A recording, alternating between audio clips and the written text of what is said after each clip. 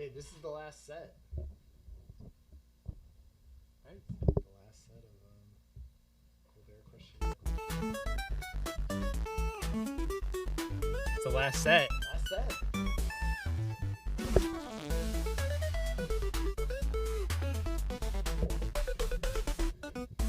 Hey, Ryan was doing some work for the show there. That's true. It was official double drop down business.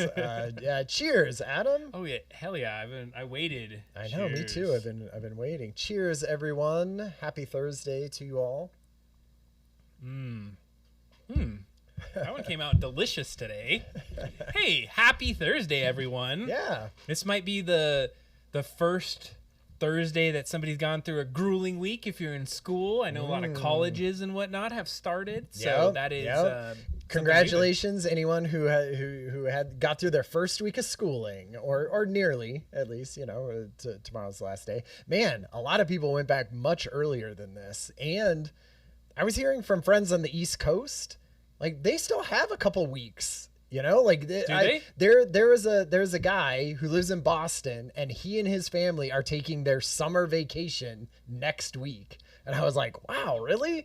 He's like, oh yeah, we still got a few weeks. A few weeks? I think it was like September, like the second week in September. But they also went until like mid-June, which I feel like is a couple weeks at least after we're usually out. So I don't know. It's all over the place with these school districts. I guess whatever works. Wherever you're at. Ooh, nice. I'll drink to that. I'll drink to that again. Nice. Cheers. Still good. Of course, as always, having a wonderful show made for you. I mean, check out this. Our printouts even now have the icons of the show, or the it's fun. We were too cheap to do it in color. So, we're saving the planet. That's right. Hey, Higgs. Hey, Higgs. Good to see you out there. Phasmophobia Boo is out there. Phasmophobia Boo has already had some challenges with Nightbot tonight, just to let you know. Can't spam that many because of people like you that Nightbot's around, let's just say here. That's why we gotta have it. Keep those rascals in the chat from getting too crazy. Well, right. So for the show, we have about 10 news articles for the night. Yeah. It sounds like, though, we have our last night of Colbert questionnaire. That's right. So we're gonna please finish participate. It up. Yeah, exactly. I have been watching a lot of John Oliver shows. Do you like John Oliver? Oh, of course. Yes. Last week tonight, an amazing show. I've been a long time even before we had HBO where it is. I would always watch them on YouTube at least. It was good stuff. So I mean, I know that's not Colbert, but it's in the same radius. Oh, hey, they came from the same place, and I love him. John Oliver, great British comedian. I love him. And did you see that he was in a soap opera? Oh, that's right. And then he tried to speak English and sounded like a Southerner. I love that one. It was good.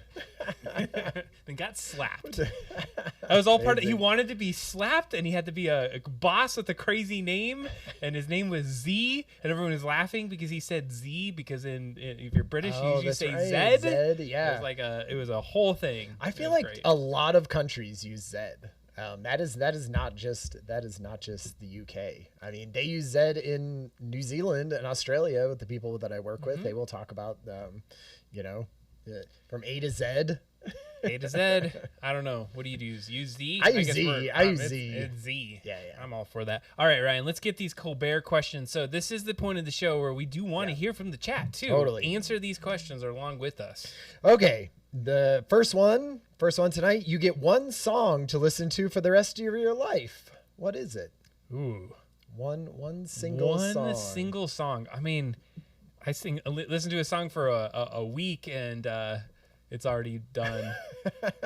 What did I have? I had a Prodigy tape stuck in my car for like a year, and like I couldn't get it out, but it would play, and it would auto flip it because it would like play it backwards or however that does those things. Yeah. And I remember that was probably the song I've listened to most because it was just every time I was in the car, constant Prodigy. What was that song they would do? Like Firestarter or something? You were the fire starter. Yeah, exactly. Oh man, that's not my pick. What is like that? Sure, Firestarter. That's a fun song, But man, to have that like intensity stuck in your car all the time to always be listening to, so bad. Like driving to work at 7:30 in the morning, listening to like metal.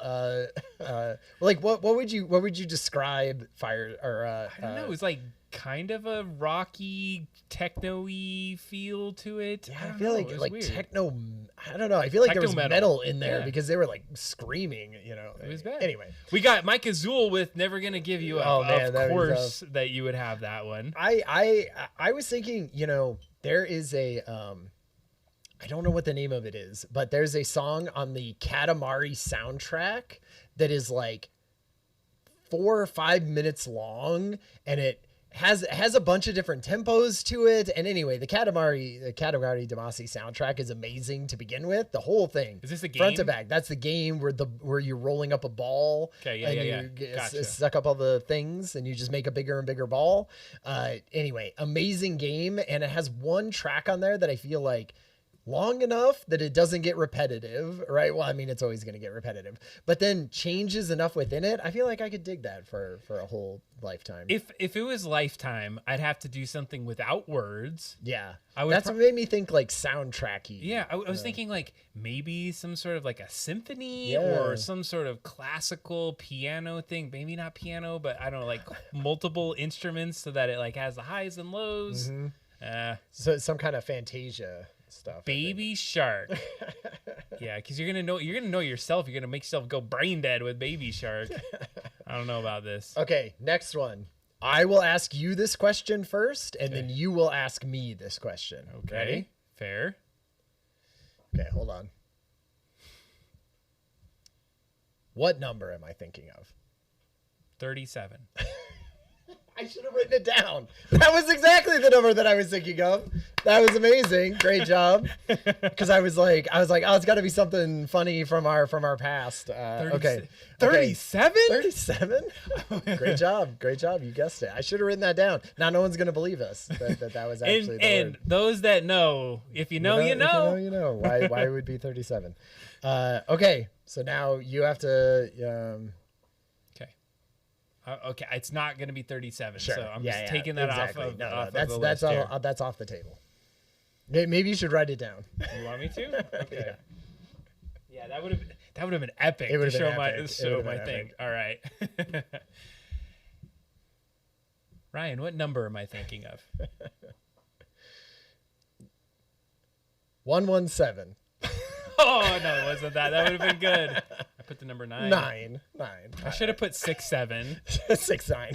Yeah. There you go. I would have guessed that one. Yeah, I should have guessed that one. I know. Still. I almost guessed that because Adam's a weirdo, but like, so I almost guessed Don't that. shame. Don't shame. Don't kink shame. Kink shaming. It's perfectly acceptable. That's normative, Ryan. That's Not of the normal stuff that I'm into. Okay, last question. All right, here we go. Describe the rest of your life in 5 words. Jesus. What questions are these? This is like intense. This is the end. This is the last one. This is the last one. Describe your life in 5 words. I feel like I have to write words down and think about this. Yeah. Chat. I mean, my God. Yeah. Do you have? No. Like, are you? Okay. Let's see.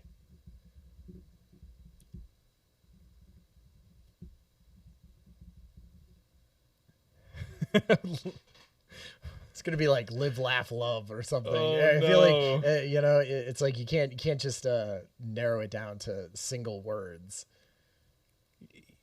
It doesn't need to necessarily be a sentence either, Right. right? I guess that. Yeah, it doesn't have to be a sentence. All right, I'm gonna do mine. Okay. Here it is. All right. Happy, old, sad, fulfilled. Goodbye. Nice. All right. I like that. Ooh, we got one in the chat. AI apocalypse, microplastics, taxes, death. Death. Very, very positive. Thanks for bringing the energy up on the show. That was a Looking good one. forward to that one. That was a good. That's good. That's good. I had like,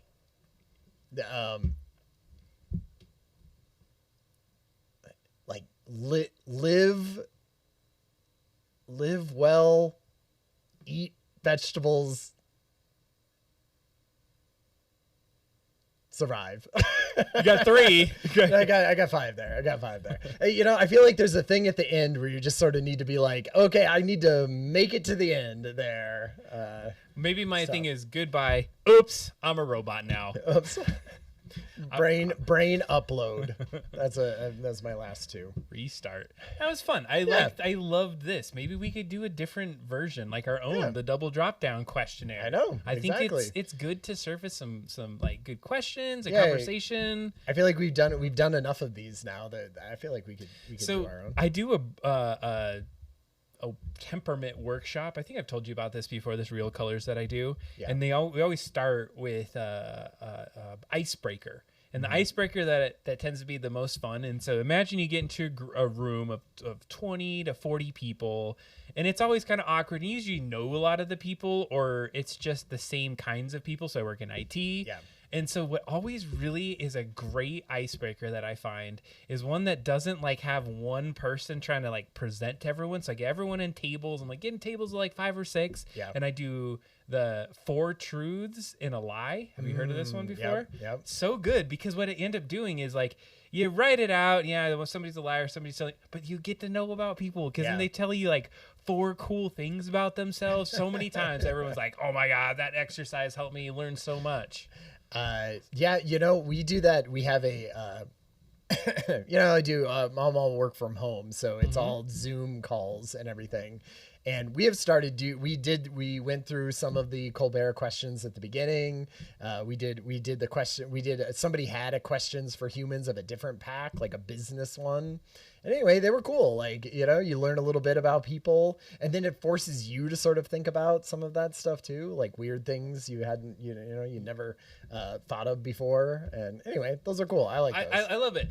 Hey, Jackson.cool. He is jumping in. How's I lurk on you on occasion. Do you still have the mustache there? I mean, that was the thing. It was good.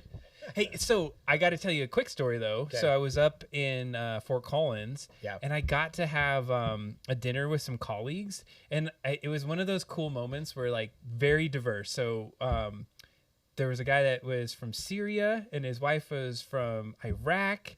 And then I had a full Jordanian dinner. And then I was with my friend that's also from Africa. God, I can't remember where it's from. So hearing them tell the stories of their childhood and how they got to where they're at, I was just like, holy crap.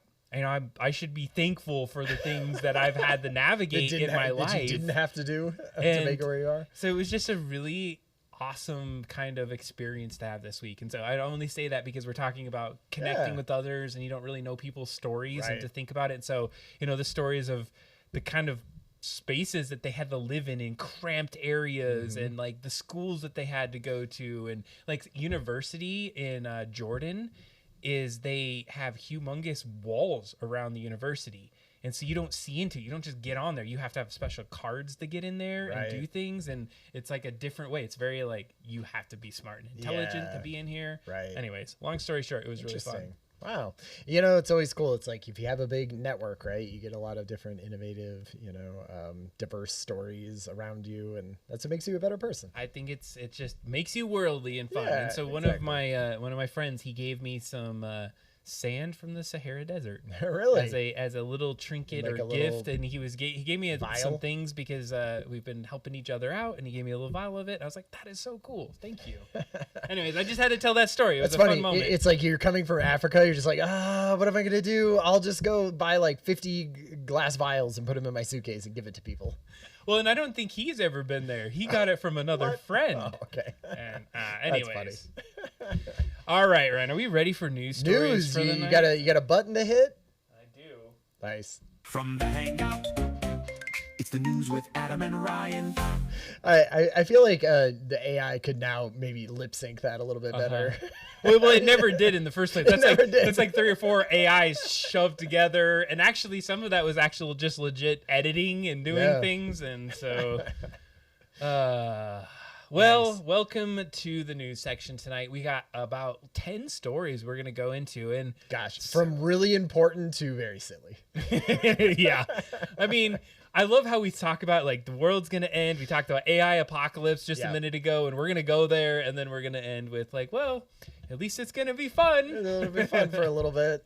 This first one, it kind of harkens back to some conversations we used to have. But young adults in the U.S. are increasingly wary of AI, and they're concerned it's going to take jobs. And interestingly enough, my own son has been saying the same thing. Mm-hmm. He is very anti-AI. In the sense of like, he's not like, oh yeah, this is going to change things. He's like more irritated that it's getting in the way of where his degree is going. He's had some friends that have been like, I've studied this up to this point, and now my career is no longer anymore. Right. So I'm seeing it even just anecdotally with my own kids, but basically they're souring on AI. And they said there's some percentages we have. There was a Pew Research Center survey, right? It's important to understand this. This is from June of 2022 this year, right? Like, because we had talked about Pew Research does these, and they are, they're legitimate. They're not talking to 15 people. No, like, these are big legitimate studies. 3,500 ish. I think it was 3,488. And Jackson Riley, there's a lot of careers getting affected in this one. My son himself, he's looking into civil engineering and architecture. But some of the other friends that he's going with is like in art and design kind of jobs, or things that have to do with video editing and video production. And I think it's more, you're kind of forced to use AI, or otherwise you're not going to be up with what everyone else is putting out there. I feel there's going to be a resurgence, hopefully at some point, where they're like human-made stuff has like this nice mark to it, and it becomes like a thing that people will want more of. So I'm really hoping that when people find this trove of amazing double drop down, they're like, real humans. Good job. Good job. Speak better, because my AI does it. So anyways, 55% of Americans, and this is about age 18 to 29, they're like more concerned than excited. Yeah. And I feel like this was, so we had talked about this in previous like full on episodes that we have done using this Pew Research thing of like, who is excited and who is less excited.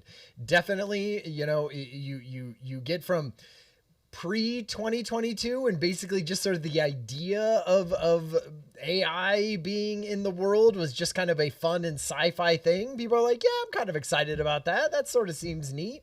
And then basically at 2023, man, it really just tanks because people start seeing it as what it is, right? It's going to take a lot of jobs. There's going to be a lot of disruption because of it and all of that. So it goes down really low. I feel like one thing that I saw about this as I looked through this article is I didn't see it really I thought it would be lower, to be honest. Like it kind of went down drastically when ChatGPT came out, sort of in that 2022, 2023. And then it sort of leveled out. The only one that really has gone down is younger people, right? Is like, it's gotten markedly worse in how much people are excited about AI versus, wary about it. And everybody else sort of seems like, they're just kind of in the middle of it. Maybe it's not, feel like it doesn't affect them as much, right? Because maybe they're already in their careers and they're just sort of using it. But I feel like young people are seeing it like, oh man, I'm going into the workforce right now and I can't find jobs and I can't find this. And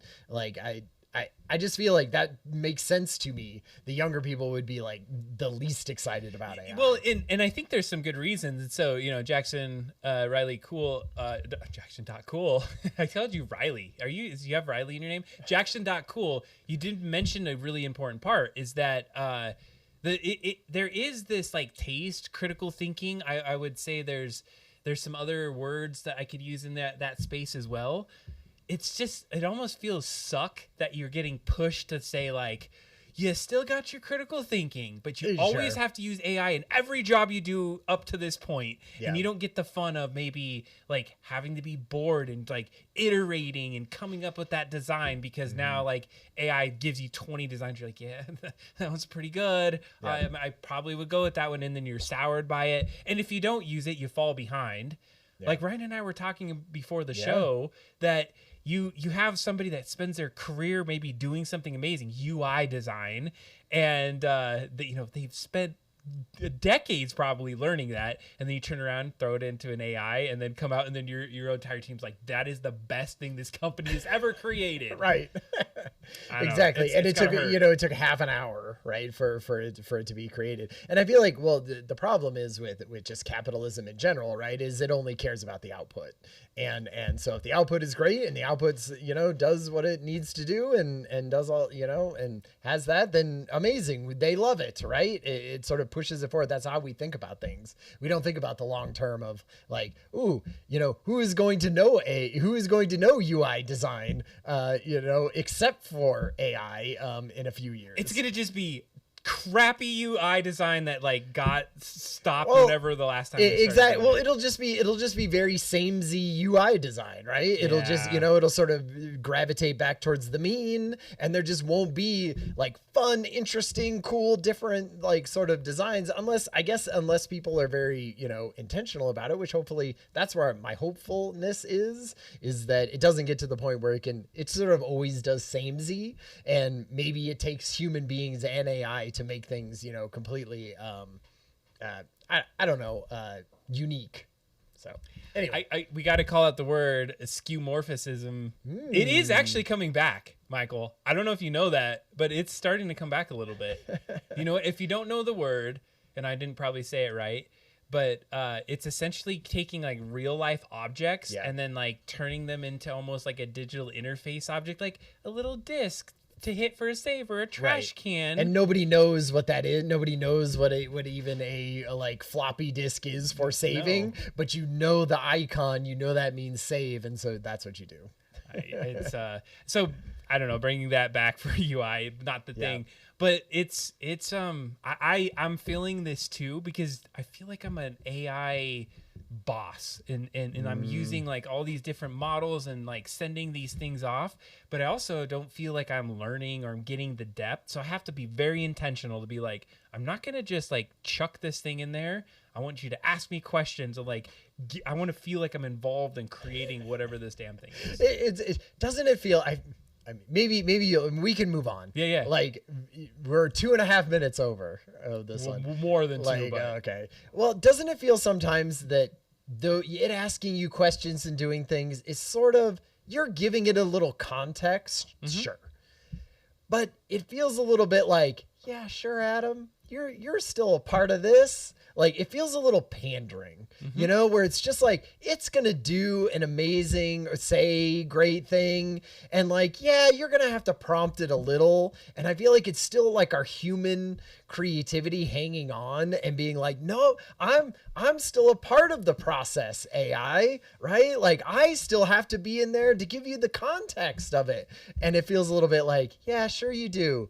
Of course, give me that context. You're good. Yeah. Oh, look what we made together, Adam. And sure, I did 98% of it and you did that little 2%, but man, great job. Well, and so I agree with you. And I think like, it's like fighting the ocean. I always imagine myself trying to punch waves, and it's just never going to happen. But what I'm saying is when I prompt something, what I want it to do is like, don't give me the answer. Like, ask me some additional questions so I'm answering to give you more. Yeah. Just so that I can at least feel that I'm giving you the input of where we need to go.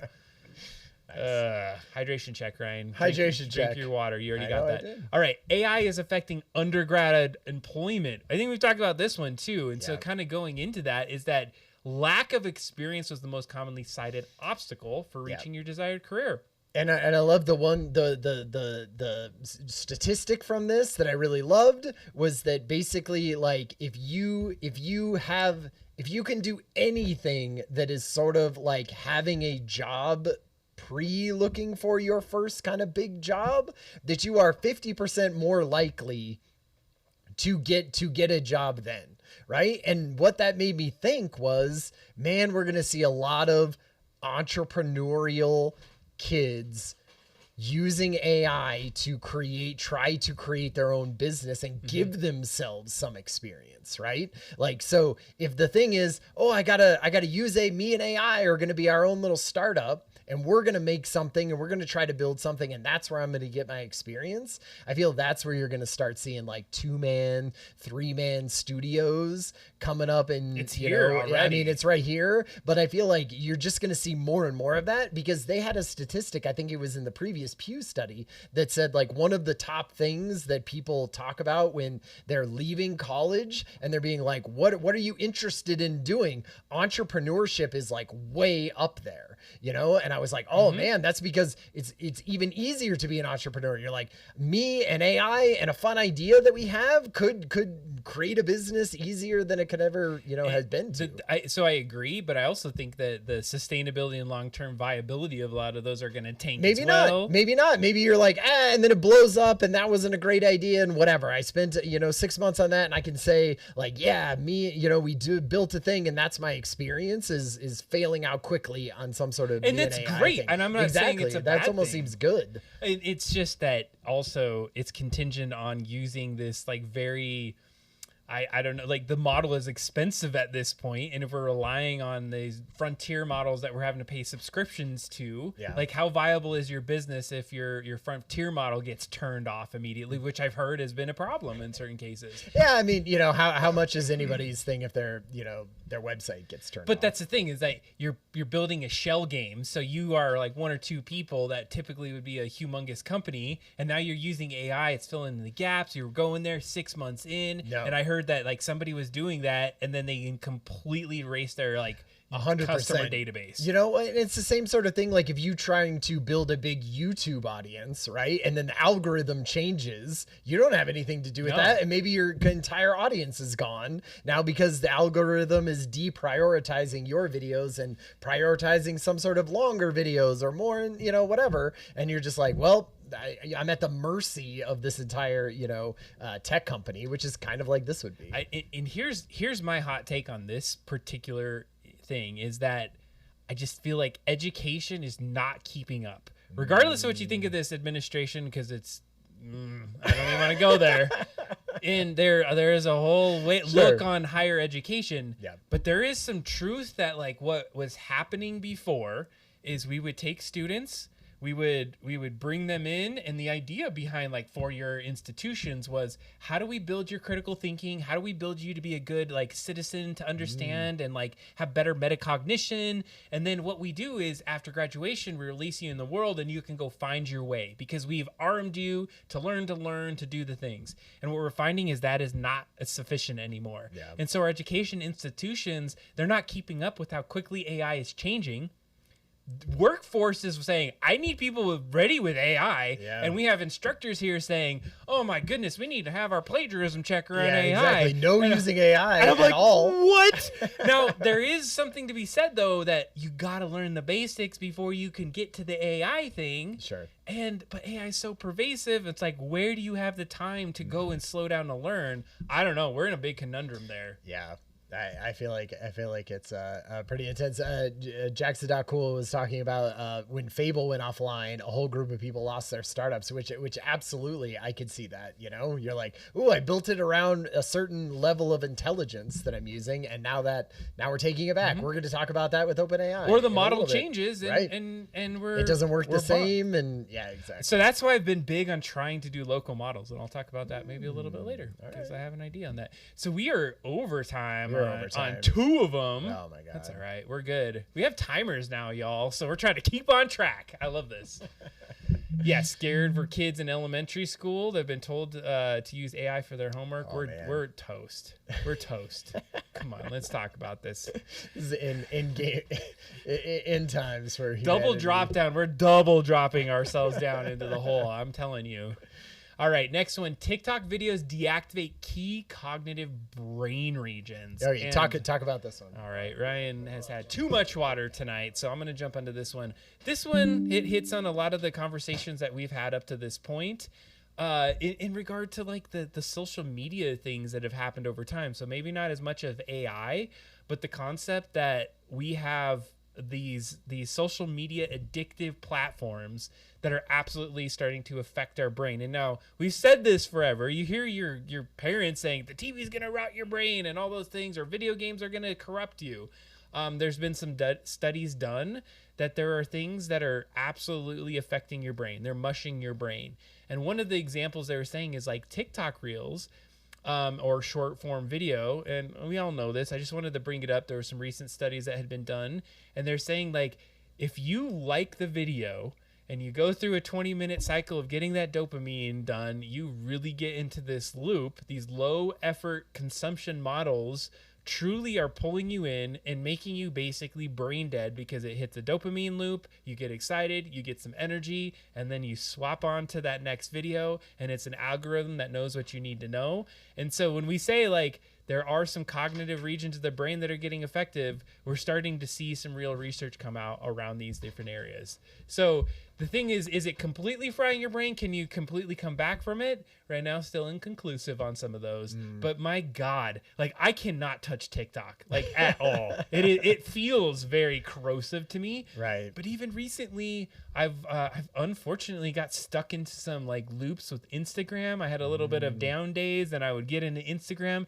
and I'd be like, get out, as I'm swiping. And what I ended up having to do is take the icon, delete it, and log out, and that was the only way. Like put friction into something. Exactly. I know.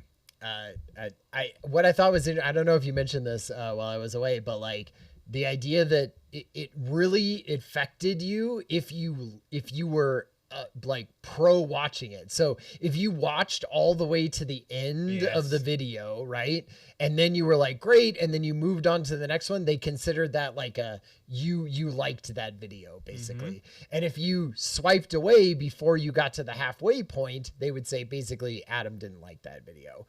And what they saw was that like if you have a bunch of videos that you like, that affected your, all of these different things that they were talking about, of these like key cognitive brain regions were getting affected if you liked those things. If you didn't like them and you just thought they were lame and you were swiping away from them, didn't matter. Like it didn't hurt your brain. It's that dopamine hit of like liking something and then going on to the next thing and liking that one and being like, yeah, next thing. And that is what I feel like has really gotten pervasive with these algorithms, is it's showing you more and more things that you definitely like. And so it's just messing with your brain more and more and more, because it's not a bunch of random stuff that you don't care about and you don't like it's good stuff. Yeah.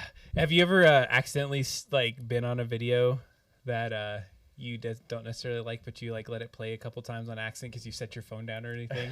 I got into one of those loops once, or I put it down and I was like, oh my God, not that conservative, like trash. And then it was like, no. And I was like skipping them as fast as I could, and I got away from it. Yeah, exactly. You're like, you gotta train the algorithm away from that, Oh, that's so like, terrible. Yeah. I know. Would you let your 10-year-old scroll short form videos for hours a day? Do we do that?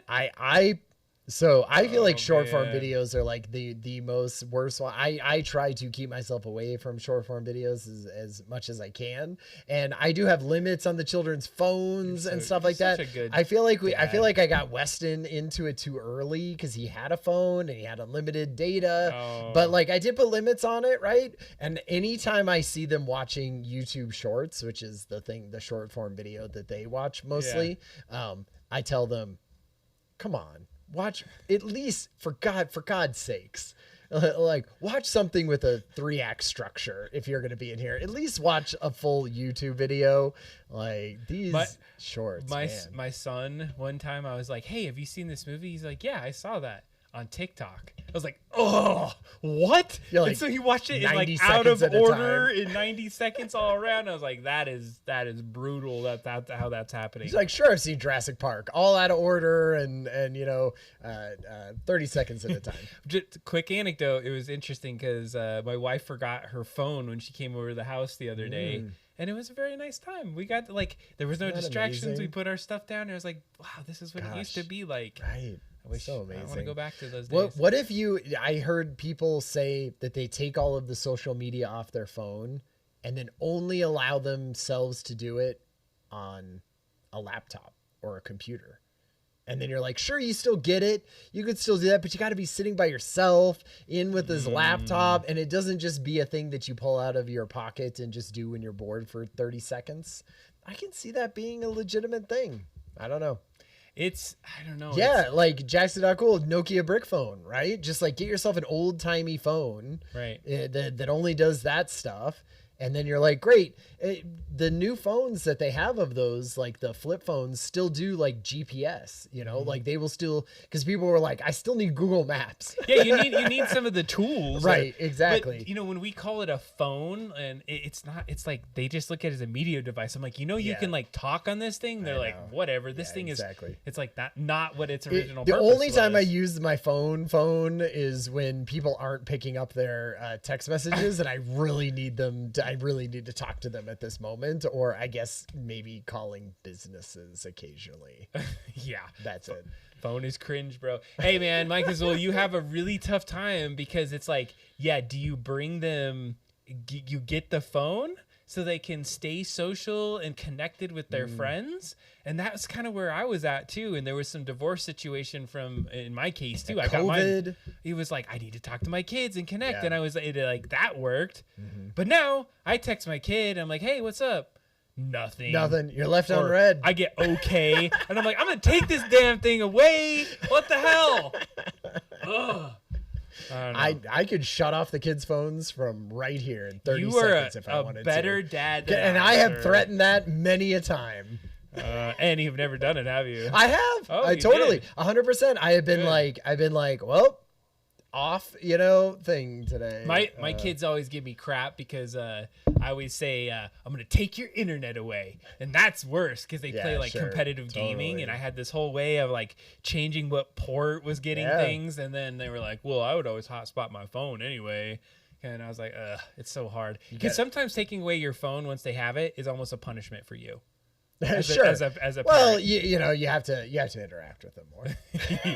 I do. I hang out with my kids. I get you.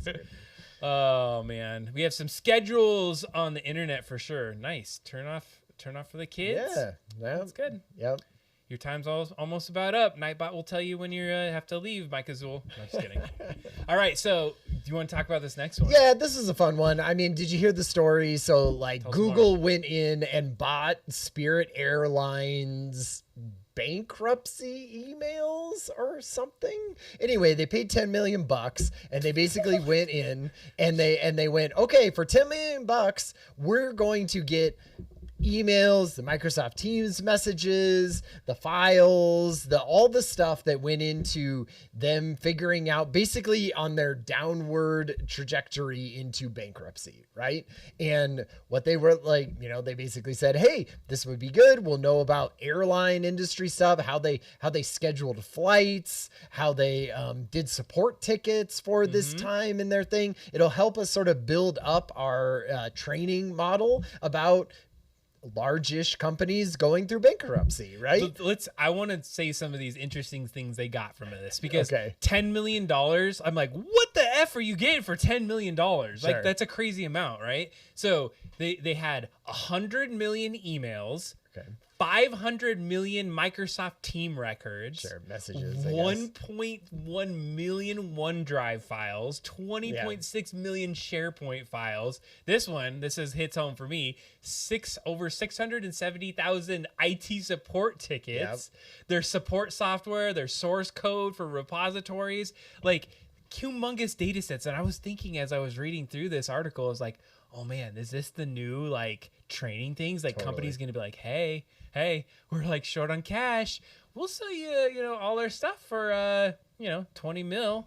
Come on, give me a little money. Yeah, well, and AI companies are going to be desperate for it, right? Because they're out of training data. Like the amount of sort of public, how many books they can buy and scan and burn, right, is getting lower, and so they're going to be like, we got to feed this machine. And so where is this training data going to come from? I mean, this feels a little bit like scraping the bottom of the barrel, but like, I bet there are way more barrels to scrape. If yeah. I had to guess, like private companies who have, interesting clients in certain ways and how they work with them and the email stuff, they're going to find ways to get data into these AI systems. And right now, I feel like if you are sitting on some sort of trove of amazing data from some kind of industry that you are in, man, do not let that go for a lot, because AI companies will be coming to you in the next 5 years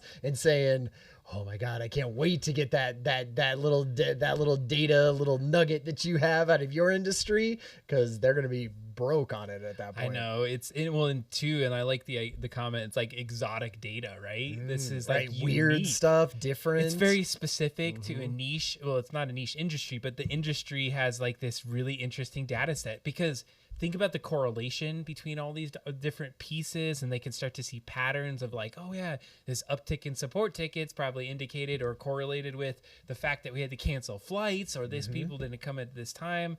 And it like the thing that I hate about it most is that it's probably using to game us more in some other way in the future. It's not just training on it, but like, here's how to build the best like airline, and we're gonna have Google Airlines soon. I'm calling it now on Double Dropdown. Google Airlines coming to you live. It's gonna be Gemini flights. It'll be great. I use Google Air. What is it, like booking airline? No, I'm tickets? saying like they will literally own an airline company. Maybe it's I coming. can see that. I'm telling you, it's right around the corner, Ryan.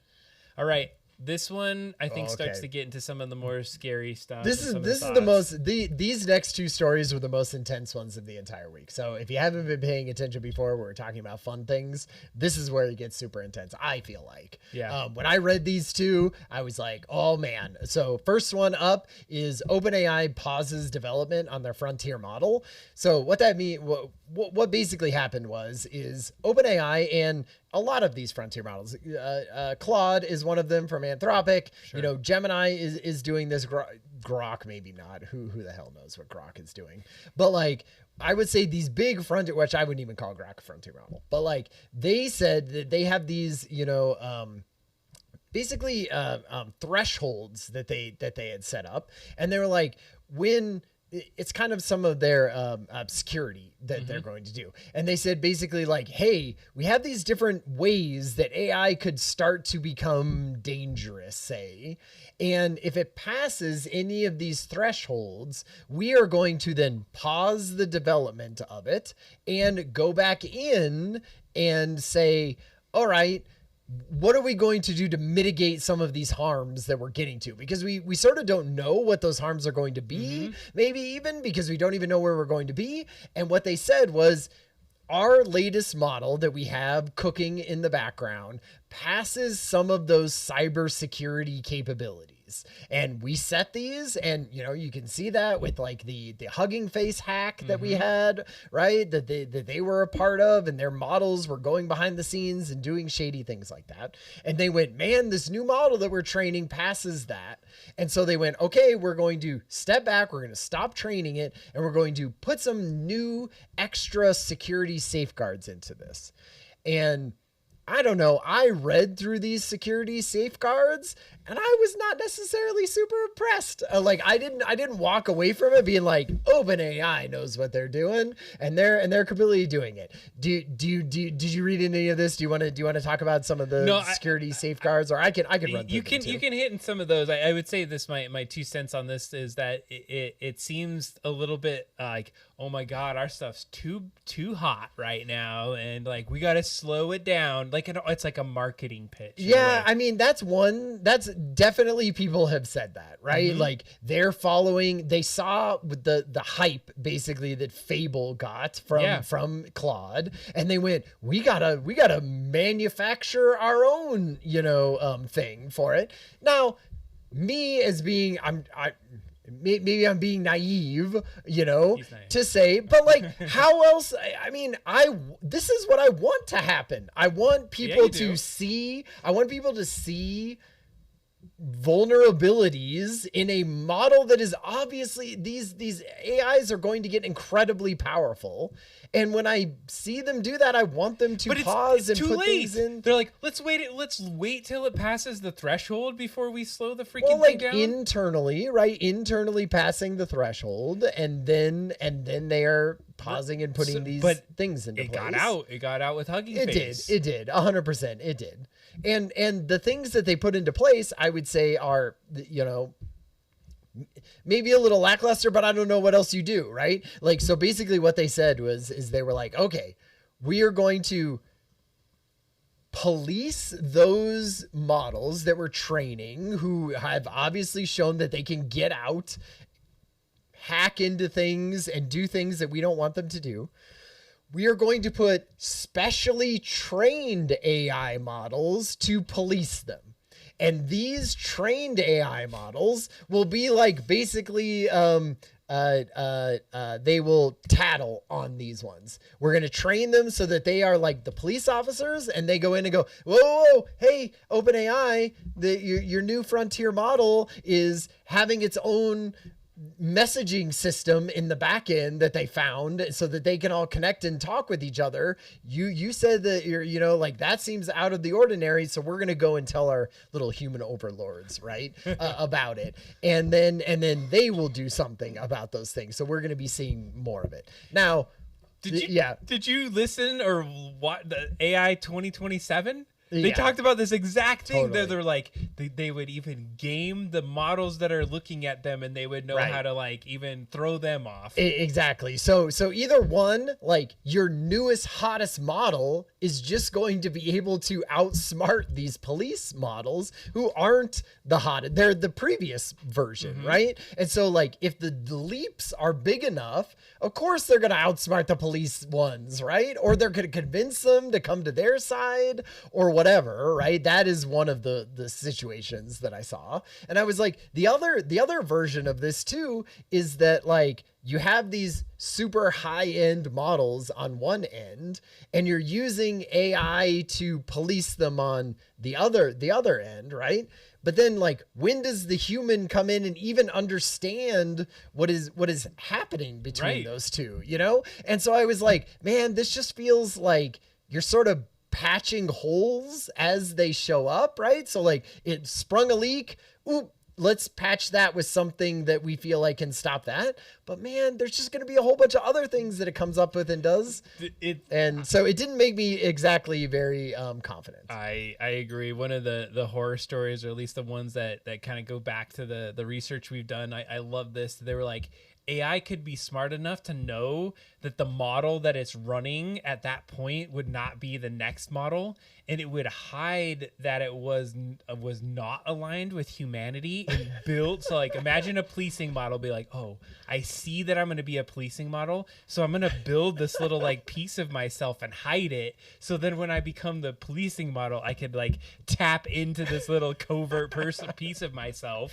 I mean, and all those things sound sci-fi, but like, the more that we are hearing about this Hugging Face hack and everything, and like the messaging that they were doing within each other that OpenAI had no idea about, like it feels less sci-fi and more like, holy crap, that is the thing that is actually happening now. It's insane. And the other thing is that they were saying it's kind of like the paperclip situation. You're right. A lot of this was like, we asked it to do this thing, so it did anything it possibly could do to do the thing that we asked it to do, which ended up being like illegal and going around and things that we would never think it could do. Right. And so it wasn't like it was like being nefarious, because it couldn't. It was just like, you've given me a task. Yeah. So the way to get to that task and fulfill it is to do these things. Yeah. It didn't know it was good or bad. It's like the reward model, right? Is when you do that. I like Mike Azul is like, who polices the policing models, right? Like the Coast Guard. Oh my God, this is so bad. For you. What's up, Disturbed? Thanks for jumping in. Yeah, totally. We'll have to look at that of like why you didn't get the notification. Oh, we got the notification. We started with a black screen of death on Twitch. Oh, that's true. That was my fault. I hit the wrong button today. Oh, good. All right, so we are are 4 minutes and 45 seconds. This is a big one. This is so then today, literally today, OpenAI releases this I mean, the AI industry is filled with open letters. And what open letters are is like, we wrote this thing and then a ton of people signed the letter. And so OpenAI put this thing out, and man, you know, everyone in the technology let's industry. see what the open letter. So it was the open letter for global surge in cyber defense. Basically, they were saying like, in the next few months, you are going to see a level of AI spread out across the entire world. Because like China and all these other models, they're 6 months behind us, maybe at that point, right? And so you're going to get a bunch of open AI, not open AI, you're going to get a bunch of open source models who are like, you know, who can do these sort of cyber, you know, security attacks that we're seeing with the current stuff that is sort of behind the scenes. And they were saying like, all right, the status quo of your just sort of normal little cybersecurity stuff is not going to be enough. And so they say things like, all right, here's what we think businesses should do. They got to focus on security more than almost anything in their entire business, unless they want to get hacked and take it down. Like, we think government should be policing this, and, you know, basically that these big frontier companies should be going out and doing things that like pause this in this direction.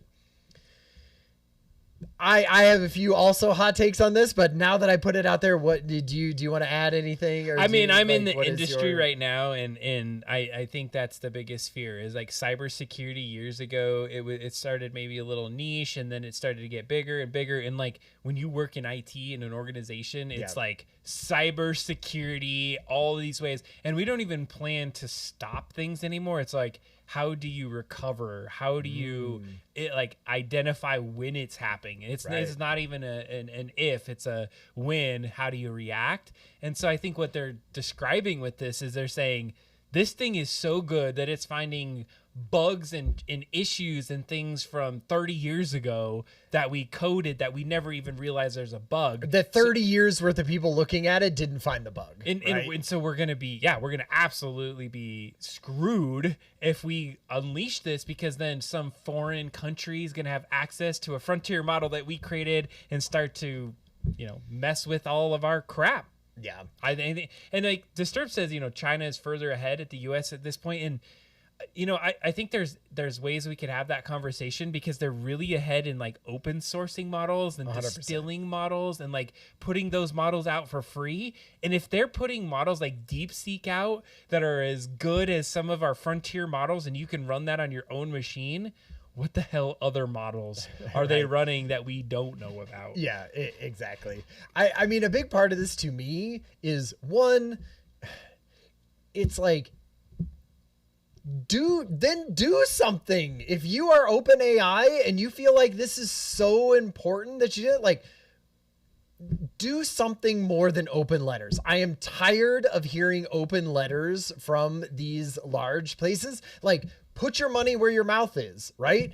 Or I guess they did a little bit in pausing their thing for 2 weeks, like their thing. Like, I suppose that is something, but like, man, like, why aren't you at the president's, you know, door, banging on his door and telling him that he has to do this stuff? Like, why aren't you taking hundreds of millions of dollars and putting it towards, you know, like, you know, giving people data that they because can they don't have any money. It's not profitable. Well, but it's like they're spending hundreds of millions of dollars on data centers, billions of dollars, right? On data centers. Like, it just comes across to me as a little like, well, we did what we could, right? Which was this open letter that everybody signed, you know, and then just carrying on the same way as before. Because it's almost like, crap, like, we're a little bit behind. Maybe we can like get somebody else to pause so we can catch up. It feels like there is a whole layer of bureaucracy and politics that we're not even seeing at this point.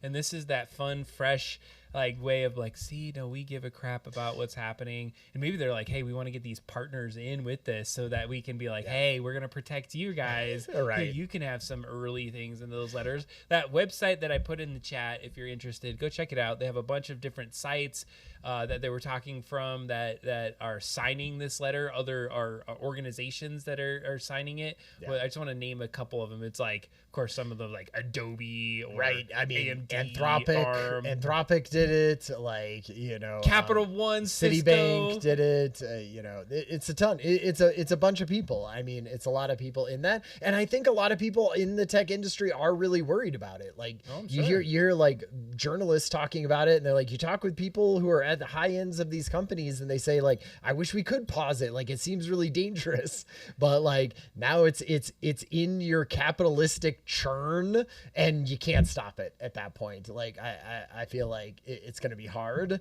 and I feel like there's going to have to be some sort of major cyber attack for people to even take this seriously. Well, and at that point, we're done. We're toast. When it takes out like the electrical grid, you know, yeah, it's going to be way more. Somebody we're absolutely enslaved at that point. Well, so let's talk about a little bit more of that. Anthropic thinks its market value is worth $30 trillion. They're about to IPO, and they're doing their valuation. And Ryan was telling me before the show, because tell us a little bit more about valuation. I think the funny part was like how much those top 1,500 companies are valued at right now in the market compared to this one company saying they're valued at 30 trillion. Well, so like this comes on the heels of SpaceX's evaluation, right? And their IPO, and they said they were basically worth $27 trillion because they basically took like, hey, if you're going to do space flight, and we think we're going to do a ton of that with data centers and getting out into the, you know, space and doing that. We're the only ones who have these like reusable rockets, and so some people bought into that, and you know, it went up and down and things like that. And so Anthropic is saying, we think the AI industry is worth $30 trillion, and that is our I can't remember, it's like your total your TAM. Yeah, your total addressable market is $30 trillion.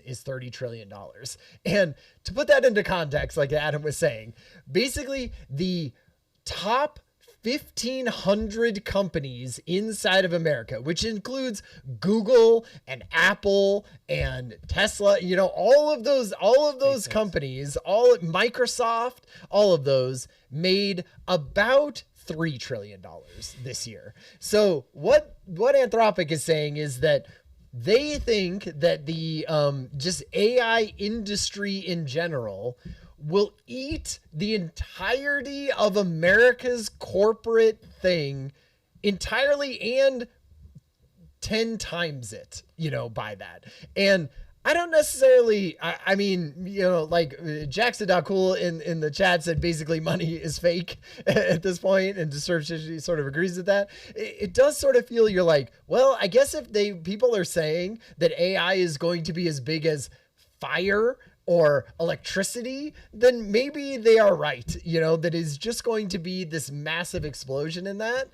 But I mean, part of me thinks that's them just sort of playing up to their IPO, obviously. And I don't know. There's a lot of caveats. It's so much. And I've heard the CEO of Anthropic and the thought processes. And I think where there's this process where it could be valuable, the automations and the things that get done. But there's this layer of permeation that has to go through so AI can get into all the things before it really becomes like pervasive in everything. Right. Because our infrastructure right now isn't 100% ready for completely automation in all things. Yeah. But in the case of like this 30 trillion, if we were able to get it down to it's flushing the toilet for us, it's like folding our bed, that's doing all of the things, it would be so pervasive that it would just become the God that is around us at any point. And I think that's what they're inferring, is that this thing is so big that it's going to touch every industry, every possible thing that we're going to do in our futures. Like, imagine if you were creating computer,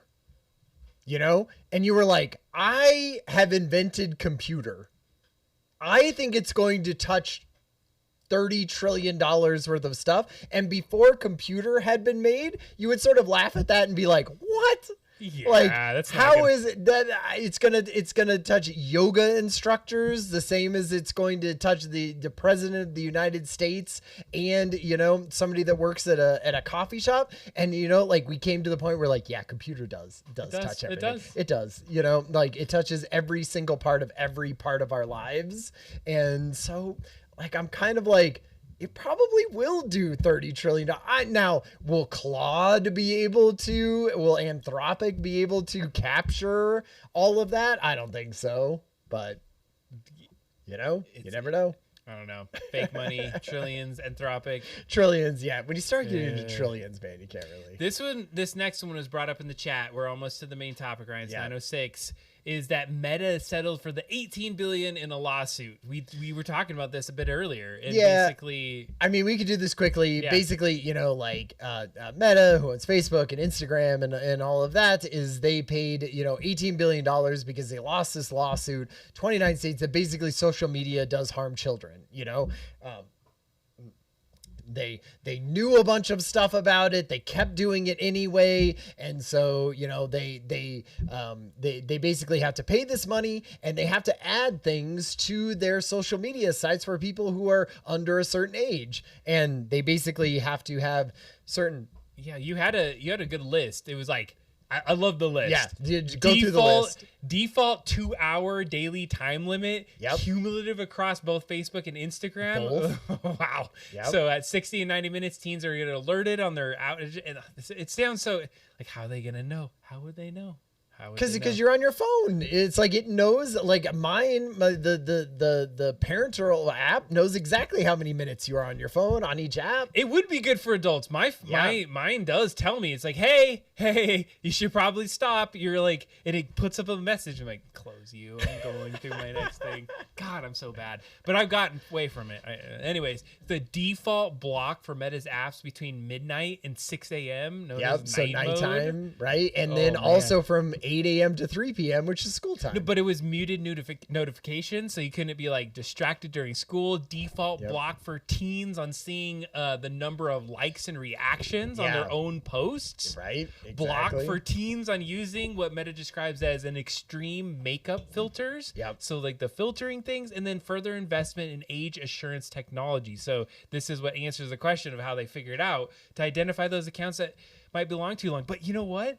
I do feel like it's the adults too. Like this, it's like society needs this crap because we're addicted. We're just as susceptible to getting into that. Yeah. Well, and this is where I feel like you got to start with kids, right? Because kids, one, don't have the prefrontal cortex to. It's why we don't let kids gamble, right? It's why we don't let kids drink alcohol. It's why, you know, it's sort of like they can't make the decision. They don't have the brain development to make decisions good for their own health, right? Yeah. And so you sort of got to protect them until they're 18 or 21 or 25, right?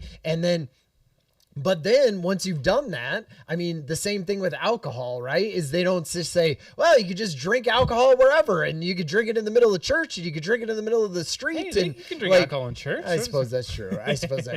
But like, you know, there are then limitations on adults then put into it. And so I feel like you sort of got to start with the kids stuff, and then you can go into to adult things. Ryan and I had a disagreement on this one. I think we constantly do. Ryan's like, regulation. And regulation. I'm like, just give up. Just give up. Just give up on everyone. Just Wall-E world. It's done. We're already on the down slope, Ryan. We're Wall-E in a couple years. Nice. All right. Last couple. So Australia big on regulating social media and AI, right? They made a thing. You can only have it after a certain age and everything. And they passed that last year. We talked about that multiple times. Now they have passed a new law that bans generative AI music from music charts. And so basically what they said was Australia. And so what they said was that, like, okay, if your song is, we'll say, mostly AI generated, like, and what they mean by that is like, is the main vocals AI generated? Is the main sort of musical instruments done by AI, then like it's not allowed to sort of be officially counted as part of like the rankings of songs. And so they said you could still use AI. It can be sort of in the side, in the background. It can be part of that. And so they said, that's fine. It can tune sort of your voice if you want to. Well, they did say this one. I thought this was important. They said AI generated lead vocals making song ineligible. Yeah. Because So the lead vocals. So if you had sort of like the back, I don't know, I guess like your pips behind you singing background, those could be AI. Exactly. But anyway, I just thought this is interesting, mostly because you've been sort of this is interested also in why AI. I have paused on even releasing the album. The album is done, but I just feel so like I want to put it. I don't want to be like doxxed or people like what the hell. And I put a lot of work into this, but I listened the crap out of it. Mike Azul said, "Sorry, Adam, your album is not eligible for a Grammy in Australia." It totally would be. It is. So I played it the other day. I had not listened to it for about 2 months, and I was on a trip back from Denver, and I was going with one of my colleagues, and I was like, "Oh, we were talking about this," and we went to this whole philosophical conversation. And I was like, "Oh, I made some AI music. You want to listen to it?" And I played it, and he's like, every song, he's like, "God, I would listen to this. This is so good." And I was like, Nice. Hell yeah, it is good. Just dropping this one. It's coming out. Dropping AI beats. All right, Ryan. I think we're You skip that one. Oh yeah, we're done on that one. We're gonna go to the. So we always have to end the news segment cannot end without a fun robot video, and a lot of fun robot videos came out in this last week because the Chinese Robot Olympics or whatever was held, and so there was lots of seeing robots do stuff that I had never seen before, like sprinting as fast as they can. Like I thought that was good. Jumping as high as they possibly can into the air, or like, just like the triple jump or whatever. And this is the long jump. Hold on, I need to do. You're gonna see some colors for a second. Don't Color worry. bars, Don't color worry bars. about this one. Why are we doing that? There was a way that I fixed it last time that I thought was easy. All right, we're gonna have to do it a different way. You're just gonna see. Yeah, it says no video. Yeah. I know. That was my fault. So I'm gonna have to do it the old school way. I break this up every time, and I need to test it. So I'm gonna do it full screen. Oh wait, we gotta put it down here. That way you can see it. You gotta put it over this video. I see. This is the only way you can do it. That's fine. This is the way. So this. So I thought what was fun is like they sort of had obstacle courses for them to go through, Ooh, right? that one's climbing creepy. other things. They had to sort of do the dog obstacle course of going in between the sticks and walking around and stuff. But I was like, do you remember the old Boston Dynamics or the old robot tests where they would like try to open a single door and fall down or trip over the stairs? They're showing all the good ones. I mean, I'm sure they are, but like these good ones are pretty good. It's like they're walking over the sloped things. It's like we're watching our like future murderers like train to overthrow us. And we're like, look how funny they look. He's crawling under that thing, and it turns into like a crazy spider with lasers on it. It just keeps crawling. They're like, hey, it gets done. You So there was like that is creepy. Long jumps. Oh my right? God! Like, and it nailed. Like it lands. And it lands. I don't want to see this. All right, we're gonna go back to us for a second. Yeah, I mean, I feel like it does. Like, they are legitimately running and jumping and landing it, and it looks sort of like a half-ish actual Olympics. We got to watch this one for sure. All right, hold on. So some of these I feel like are very dumb. Like if you look at the one that is on the screen right now, like. He's holding. You can lift a thing. Like, of course. He's lifting weights. Like, that's amazing. I mean, I guess so. But you know what can also lift weights? A tractor, which is also a machine. And maybe some of this is like, okay, a bipedal robot can do this. Because like if you have weight, yeah, forklift for sure. Yeah, I mean, it's like this is the one I wanted to see. Gee, that is so creepy. and then it lands it too. Like imagine a human jumping that high. Oh, that is creepy. Because I feel like everything before this is you're like, yeah, a human would do it better. They just than have that. awards. Oh my god. Yeah, there I he hate goes. that. Man, I hate that. I mean, he is jumping that robot is jumping like 2 stories in the air. Like some of these are good, like the sprinting, but then they don't really know how to stop, so they just sort of put a big bag here at the end and they just run straight into the bag. Oh, that one blew up. Yeah, exactly. So Most of them like completely eat shit after Stretchers. hitting into that. Some of these I thought were fake AI. You'll see like sparks blowing out of them that look almost like AI created videos, but apparently not. Yeah, I mean, some of these definitely like his leg fell. Oh, there was a spark. Exactly. Like I feel like I just was like, ah. He's like, oh, I gotta throw myself to the ground. These are fun, Ryan. Thank you for always showing these. Yeah, I need to get my screen share game back again. I don't know why it's doing that. Nice. That was fun. Yeah. Robot Olympics. There's a lot of people in the stands too. I feel like they're like, you must come. I mean, that's the thing. There's a lot of electronics, a lot of fun things that are happening. Are you ready, Ryan? Ready. We haven't even talked about what this is even going to be. I don't think we've mentioned it. We haven't mentioned it, but it's coming. It's the main topic, baby. With Adam and Ryan on the Hangout. What is our main topic for the night, Ryan? Give us our insights. The main topic for tonight is video games. We're talking about the video game industry. This came up for me. I chose the topic this week. This came up because a couple different reasons. Adam has been getting back into developing our own video game, which we will talk about in a little bit, like Skull Bob's, our GB Studio Game Boy game. 2, like, video games have been a huge a resurgence in my house over the last I would say like this year in particular. I have been playing more video games. I feel like some of the video games that I'm playing are some of the best video games that I played in years. We went through 007, The Last Light. Like we had that James Bond game that was amazing. Like there was a new Katamari game. I was playing Hades 2. Like there's just a wealth of what I feel like is amazing games coming out of this industry. And also, I feel like the only news that I ever hear about is about how the video game industry is like laying off people and closing studios and is one of the most volatile jobs that you can have in sort of technology and art and design that there is out there. And then also that the video game industry is making a ton of money. I mean, it's done this for years, but it has outpaced movies and TV and music, and all of those things combined do not equal out to what the video game industry makes, in a year.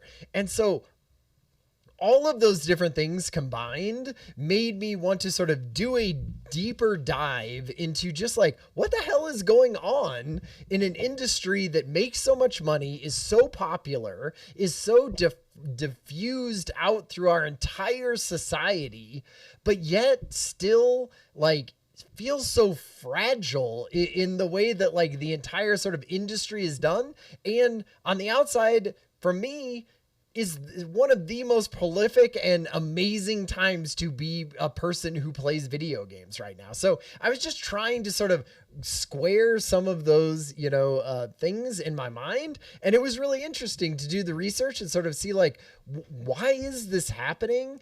Is it just corporate greed, or is there something else that is behind it? So I would say anyway. I absolutely appreciated like doing the deeper dive on this because, it's easy to have the off the cuff takes on why something's happening. And this really showed some like trends. And I do think that part of it is because of some greed, Ryan. I think that is a humongous piece of this. Like there's no way that you get out of this conversation without talking about corporate greed.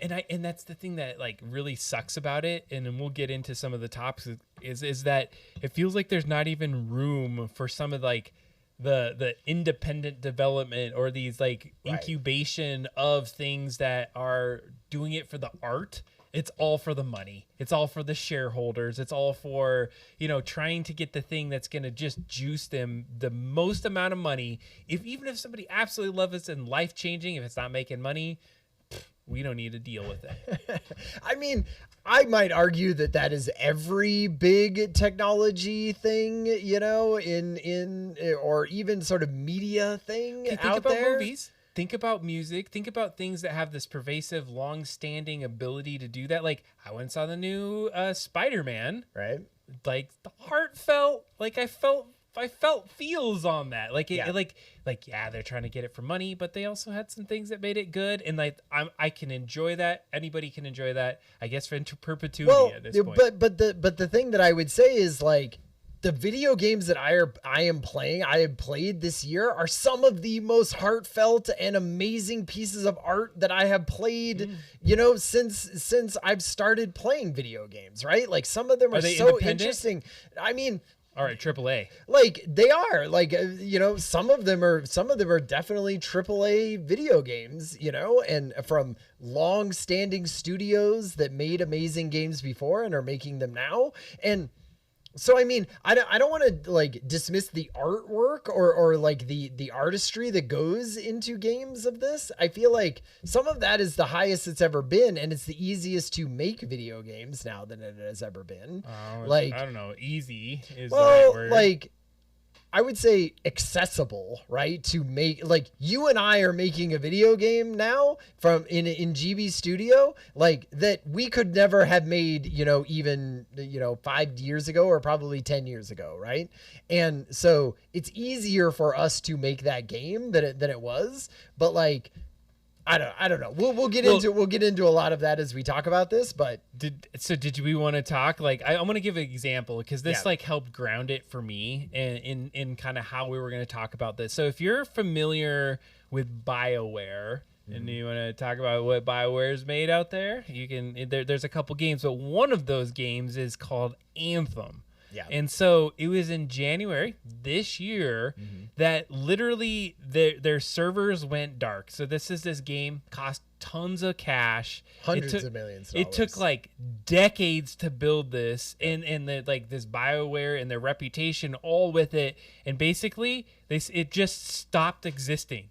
Like, not just delisted, like where you could get a copy. It's not just like unsupported, like it's absolutely gone. Nobody can play it. It's just poof out of there. Like think about the amount of money, time, and effort that's gone into that, and now that's not even backed up in a way that we can play anymore. Yeah, and all the people that spent $70 on it, right? Absolutely. Who maybe love it, and sure it didn't hit as hard as EA was hoping that it would hit, but like, or BioWare, but like that it's still, they revoked it away. They just said it wasn't worth it to us to keep the servers running or whatever, and so it's just gone now. And I think that's what we're going to jump into is like, how did we get to this point where Yeah. that's okay?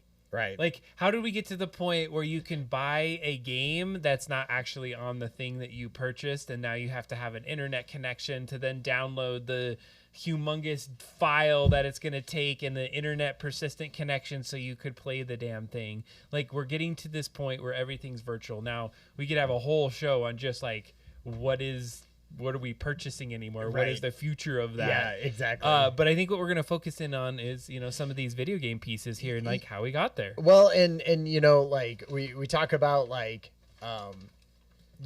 this being an industry that like we said, has surpassed a lot of the other entertainment industries. Like, the amount of people that consider themselves gamers now, it's like in the mid 30s, mid like 37. Oh man, I was gonna. That's that where you got 37 from? I was gonna have the chat guess, but okay. the median age of the gamer right now is 37. That's kind of 37 crazy years to think old, about that. right? And like, the industry just makes billions of dollars a year, but we have all these studios closing. Like there's literally a website that you can go to that says, here is all the studios that have closed. Here's the amount of jobs that we've lost. I mean, Microsoft cut 9,000 jobs, right? Over the last 18 months. Epic lost 1,000 jobs. Epic is the one who does Fortnite, right? So one of the most popular games in the entire world, still cutting 1,000 jobs. Ubisoft, 680 jobs. Bungie, 400 jobs. Like, all in the last 12 months. They did the game developers conference. They were asking people as part of that who are in the games development industry, like, 30% of them said that they had been laid off in the last 2 years from their job. And like, that is just a massive amount of disruption in the studios for an industry that is supposed to be making all of this money and is so ingrained into literally like almost everyone's lives. Well, and what I thought was really interesting is that, you know, there was some overhiring during the COVID time. We mentioned this. Exactly. And so people were playing more video games. They were stuck at home. And they were like, oh, sweet. We're going to get this sweet video. Everyone's going to start playing. So they overhired. Yep. But then that growth did not continue with what they thought was going to happen. And they spent all this additional money. So some of the layoffs from that lens, at least, makes sense. Makes sense to a certain degree. Yeah. But it's also started to get to the point where it's almost unsustainable. And one of the things that I thought was interesting is that there isn't like a palette to find like little nuanced games and try something. It used to be okay to say, hey, we're going to try this game. We're going to launch it. If it kind of works out, great. If it doesn't, you know, we have a couple other in the oven that will keep us going. Now it's like full-on games that have to have some sort of like subscription to it, that you're engaged in, that they're going to just be building it as a place, another, you know, place. And what I mean is like a third place. We talked about this in the episode before, but video games are starting to become that. It's not just you pick it up, you play it, you're done, and now they made some money. That doesn't even hit on the register of shareholders.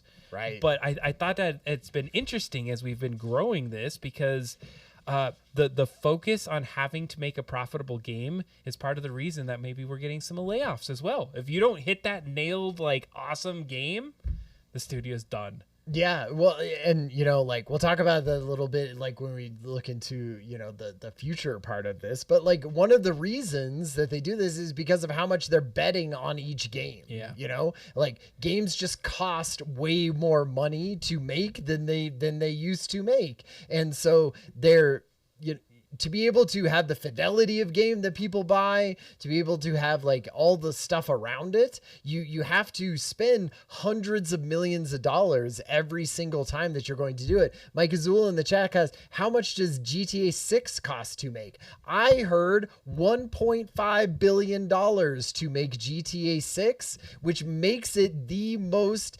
expensive piece of entertainment media of all time, right? And that is coming out in October. And so we'll be like, all right, we'll see if that is worth it. I mean, they spent a decade making this, right? Like they have put all of their eggs in one basket. And really what I would say is part of that is just where we are at now. Like, they talk about the reason that a lot of this didn't go the way that like Microsoft thought it was going to go was because they looked at and said, look at all these people who are gamers, right? And we'll put quotes in gamers. And they said, look, they play video games. Like, this person plays FIFA, and this person plays Madden, and this person plays Candy Crush, and this person plays Halo, and like, they're gamers, you know? And so we went, great, look how many more gamers we are getting. The problem with it was that they aren't actually gamers. They have a game that they play. And what that means is like, not everyone tries new games all the time and cares about a Game Pass subscription, say. It's like they play FIFA and they buy the new FIFA when it comes out and they play with their friends on FIFA and that's it, you know, or they play Fortnite and that's sort of it. And like those games have gotten so popular and been able to grab so much of people's like time that they can spend playing games. They don't have time to spend it on playing other games, right, that you would do. And so the reason, so then you're grabbing, when you have a new game, you're grabbing for a smaller and smaller chunk, because the guy who plays FIFA is not going to play your new independent game, right? Right. Like, and so it's this smaller and smaller pie that you are trying to get from. And I feel like they just did not realize that. Well, and to get some context to what you're saying is, so Ryan's talking about Microsoft's Activision acquisition, and Right. it was one of the bigger acquisitions in the tune of billions of dollars. So during the COVID time frame, Microsoft was seeing a sweet deal, like, let's buy up all the studios. There's this great acquisition with Activision, and at the time in COVID, that's when there was 0% interest. There was like, it was a sweet deal to go and buy this huge company, and they go in and they start that, and then, you know, years pass, the deal's going, the interest rates go up, and now they purchase Activision, acquire all these titles, and then they're like, and then Microsoft execs are like, "Hey guys, you just spent like whatever $70 billion. $7 billion. You like, when are we gonna start seeing the profits off of this damn thing?" Because you know what they were thinking? They were thinking they just had a Netflix model. Yes, they did. Like, they just thought, we're just going to keep increasing the amount of people who sign up for a monthly service. And I am one of those people. Like, I love Xbox Live, like that Game Pass service. Like, I get to try new things all the time. I get to play it for a little bit and then throw it away. Like, it is the perfect person for setting up for me as a 45-year-old male, right? Who grew up with just like, hey, I want to play a bunch of single player games and not do that. But that is not where like it went to. And the funny thing is that that your demographic, specifically what you described, is not what they were seeing with Xbox like Game Pass. People are like, not everyone wants the Netflix model of games. They have a game they play, and that's sort of it. And that's where they land. And so then what ends up happening, you make a huge acquisition like this, and you think you're going to have this sweet way to make revenue, and you're not. So what do you got to do? You got to cut games. You got to cut people. You got to do business strategy so you can start making money. And the end effect is you have all these people like, what the hell? You're cutting all these things that have been amazing for me to play or I connect with, and why are you cutting that out? They're like, oh, it's just not profitable. Well, what about the fun of it? Or why can't we have connection with that? Well, and I think part of this too is, so we'll even get into like just sort of where we are now with this. And one of the reasons that is just because like the way that you use it, a console, how we think of video games, like the hardcore sort of gamer or a person who plays games has a console, a dedicated console that they use to purchase $70 games, right? And play them on the console for a while. Stop playing it after they beat it or got bored of it, and then move on to a different game of that. And that, I feel like, is this much of the gaming industry right now. But it takes up a huge amount of sort of like the coverage that we give games and the way we talk about it, because the people who are in that's what they like. They want to see new things. They want to try new stuff. They want to see fun new art styles on games, and that is just like not really what the majority of people want, who are mostly playing on their phones in a way that's easy to monetize with microtransactions and things like that, because your phone can automatically sort of pay for things that you'd have to bring out your credit card and do stuff on an actual game system. And so it's weird. It's like the whole industry of video games they thought was going in one direction, and it ended up not going in that direction. And we're kind of like wrestling with what video games are. Like, do we want full, single player amazing games to be built, or do we just want like a million different Candy Crushes because those are the things that make money? Well, and I think what we're starting to find, and this is what we're seeing in organizations, is that you mentioned like Fortnite.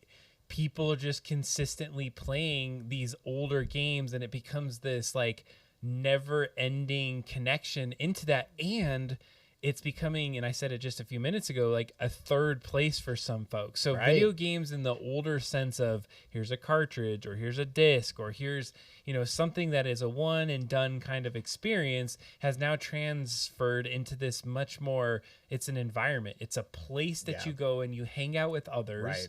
and you're on your headsets and you're running around, and sometimes you're not even like shooting and killing each other, and like there's this energy. It's like, let's go in over here and try this fun little thing together.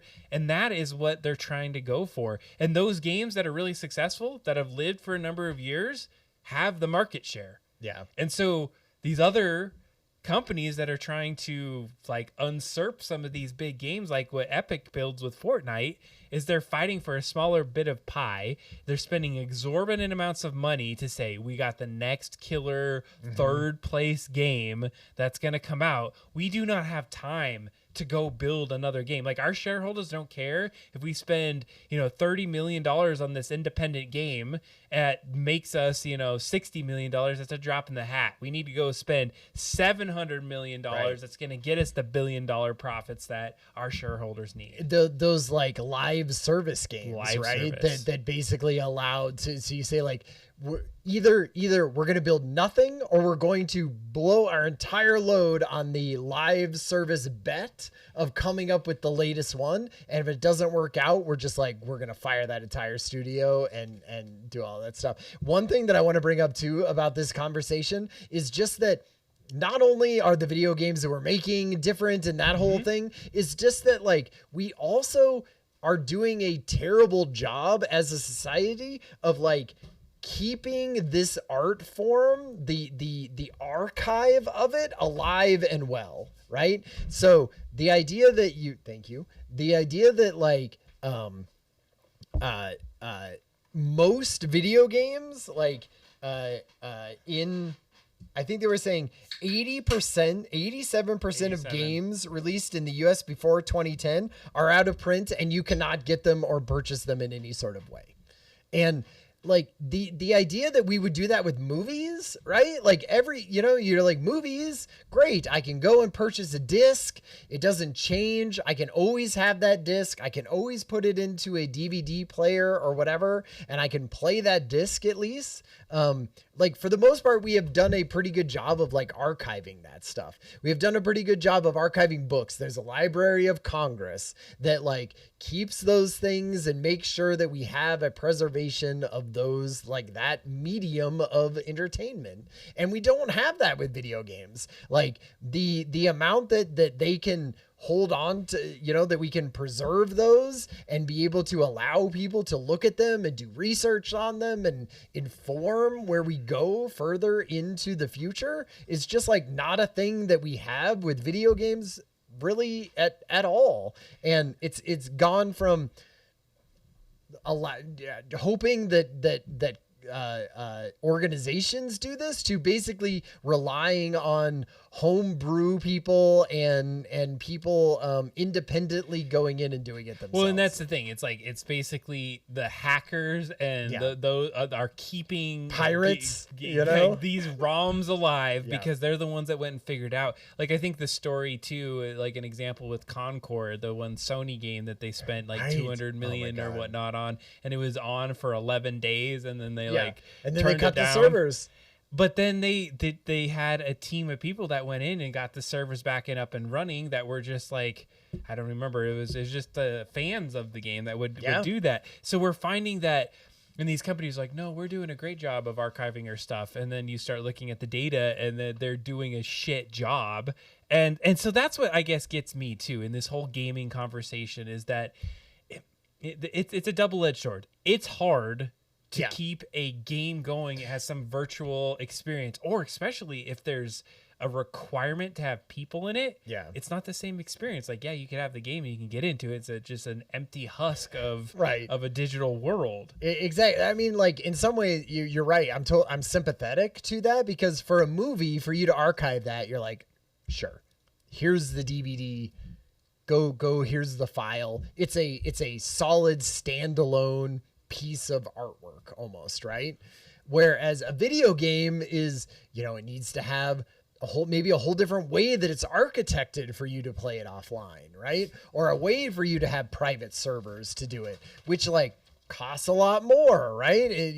Video games that are no longer popular often, they don't have the budget. No one wants to spend the money to go in and do that for a game that is no longer profitable or being able to do that. And so I get the idea that says, that is a huge burden on companies to try to say, it's not just, oh, great, save out the file and give it to somebody as a movie or a TV show. It's like way more work to do that for video games. And I was talking with my wife about this exact topic, and she was like, you know what nobody preserves in the same way? A play.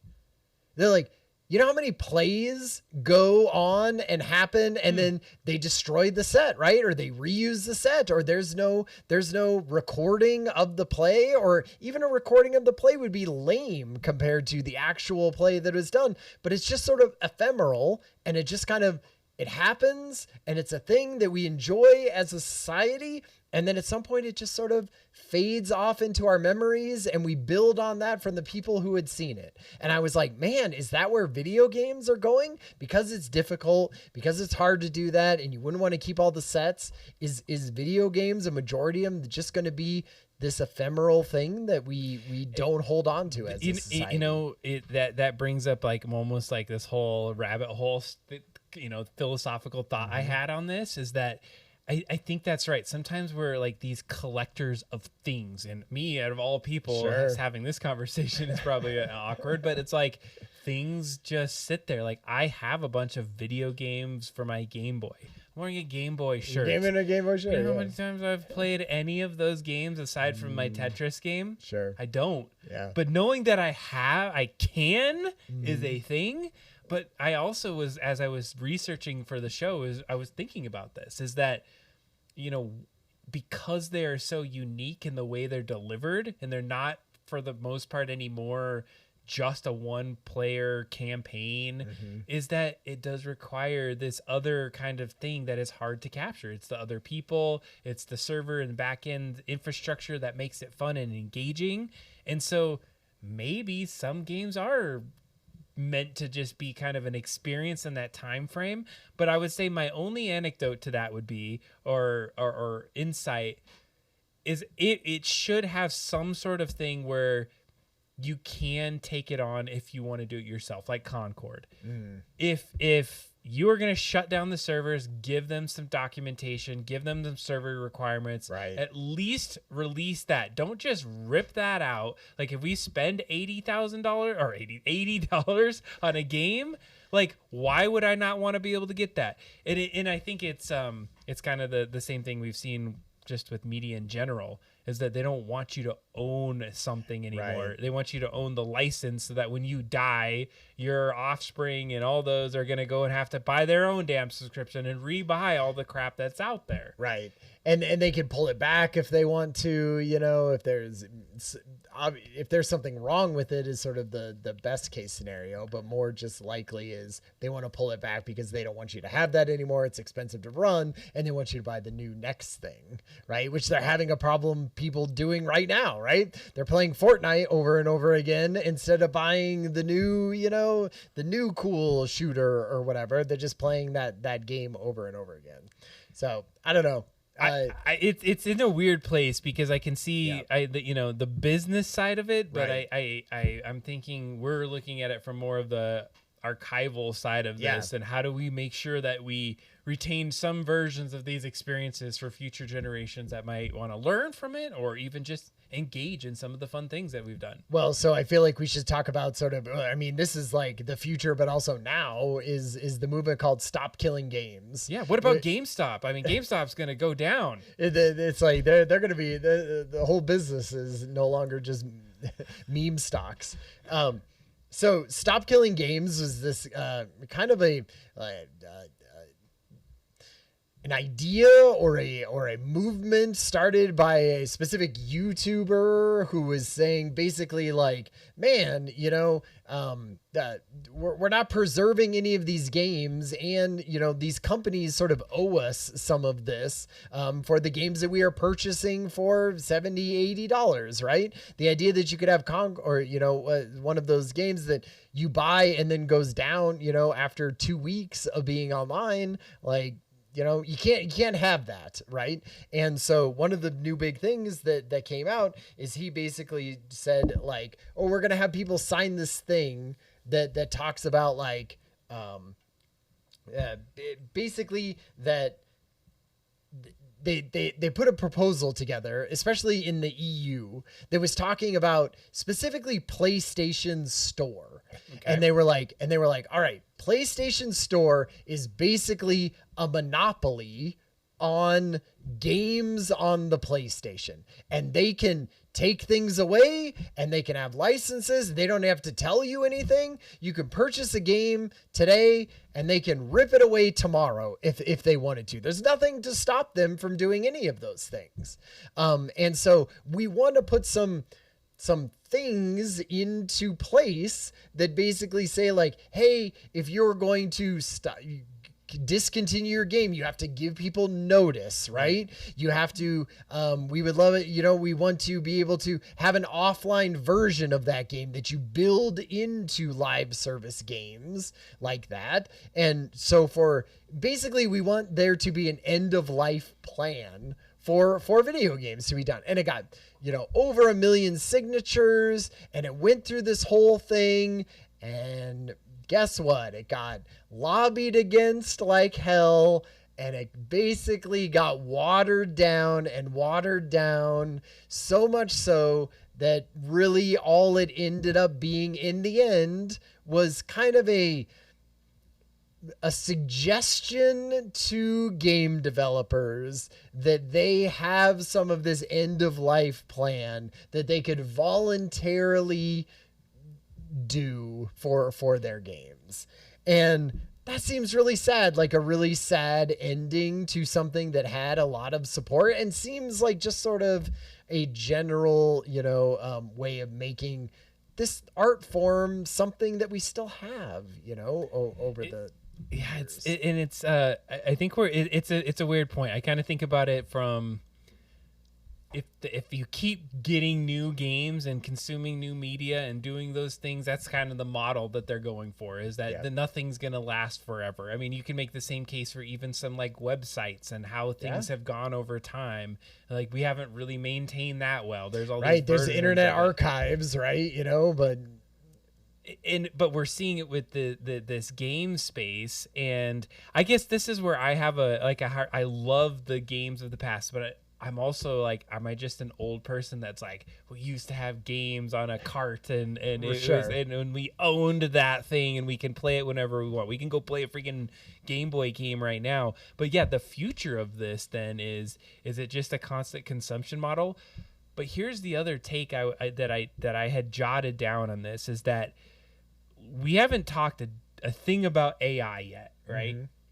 But one little note that I had written on this was, are we starting to get to a point where maybe we will be able to be creating our own experience in games with AI? Sure. And so we're really just at kind of like late stage video game or media consumption, and the future of that's going to be based off my whims and what I want and what I'm going to get. And so we're spending all this money to actually get to a point where I could be like, remember that sweet game that I used to play when I was a kid on Super Nintendo? All right, AI, I remember this fighting game that had 5 people in it, and they did this, and this, and you're playing a version of whatever that was. And I think you're absolutely right. It's like, it's the problem with custom everything, right? Which is what 3D printing gives you. It's what AI gives you. It's specifically taking all the data and everything that I know about me and making it specifically for me, which is great, right? You know, that means it's an experience that only I can have, but that also means that it doesn't need to be preserved in the same way that, you know, Casablanca needs preserved, because Casablanca was just one piece of thing that lots of people liked and thought was great and could talk about together as one thing. Whereas if you're talking about your AI future of video games, you're like, my version of whatever I created is completely different probably from what Adam created, from what my kids created, from what my wife is playing. And so in that sense, like, it's interesting to me, but it's not like a culturally relevant piece of artwork that was created. It was only for me. And so if I can just keep my little version and go back to that occasionally, great, but it doesn't need to be put into the Library of Congress probably, and I feel like that's kind of where we're at with video games right now. They're so more accessible to make. Like Steam has what I think they were saying something like 19,000 video games come out. Like, I don't remember if that was a year or if that was monthly. I apologize. But it was this massive amount of video games that come out all the time. And so who's there to make sure that those are all preserved? I don't know. Maybe they don't need to be preserved at that point because there's just, there's so many niches and so, the massive quantity of them that it just becomes like unfeasible to do that. Whereas when Nintendo put out 7 games a year and one of them was Zelda and one of them is Mario, and you were like, great, we got to preserve these because those were the only 7 games that Nintendo put out. Like that was easier to sort of wrap our heads around. Right. Which I feel like you were saying, we're sort of thinking about it in the old dynamic way, the old way of thinking about video games, which is those big tentpole ones from one single studio. And maybe just in the future, we're not going to have that style of consumption. And I think that's where there's the line we've crossed is once we really got into the online space and we got into more of these like never ending games, these infinite spaces that we're at, is that the future of it is that, like, I was thinking of Destiny the other day, and I like Destiny's done, right? They did the last DLC. It's over, but I mean, I think people are still playing. You can still play it, and so at least there's that. But I even remember in the times of Destiny that if you weren't in it from the get-go, like you lost where the story was. You had to like plug into the latest DLC and there was new stuff. Like you lost certain experiences that you can never get back. And I think from that lens, I can get it. Like you can only go to that one football game and experience what it was like. Yeah, and you can have a video of it and you could watch a recording of it just as you could of any game that's played. You could go watch games of Anthem being played all the way on YouTube, and is that considered the preservation of that time period and what was happening in that moment? And is there just maybe a different threshold of what we consider is, a savable game? I don't know. Yeah, it's weird too, because like think of like a television series. You could be like, ooh, it would be hard for you to jump in at season 7 of Lost, right? Or whatever. You would be completely confused. You wouldn't have any context for that. And that's almost what you're saying. Like if you're jumping into Destiny 7 years after it came out, of course you don't have any, of course you're lost and the story has moved on without you and the mechanics have moved on, right? But at least with Lost, you could be like, well, I'll just go watch. If I'm so invested in this that I want to know, I'll go watch the first 6 seasons because those haven't changed. Yeah, but you could never go play the first 6 seasons of Destiny anymore. Like, but the reason you can't either is because it requires the community to be in there to do that. Yeah. Well, you couldn't even do it because those are no longer what Destiny is now. Right. It's almost like you couldn't even, it's almost as if the TV show Lost just kept playing over. Like the new season would just play over the top of the old season and you could never go look at the old season or do anything. Now the new Lost is just this season of Lost, where that's sort of what, Destiny would be. The new season just overwrit whatever the old season was. And now you're just in it. So you have no way to go back in unless you're going to watch YouTube things or something like that. Right. So to me, it just feels like we're thinking about it in the way of as if it was TV or movies or things that we can wrap our heads around. but it is so different than any of those things, right? And we were talking about at the beginning, like, that's why Xbox screwed up. They went, we're going to put all this money into buying studios and creating an amazing Netflix style service. And then we're just going to get millions of subscribers, the same as Netflix does. And what they found out was this is a completely different type of entertainment medium, right? And it doesn't work the same as movies work. It doesn't work the same as TV works. It doesn't do any of those same things. It like has its own tastes and the way people interact with it and purchase things from it, and and so they lost billions of dollars because of that. It's like they haven't technically lost it, but it's like they better figure their crap out. Yeah, otherwise we're gonna be they got to change it from the way, because right now it works for me, which is amazing, but it doesn't work for 75% of people who play video games.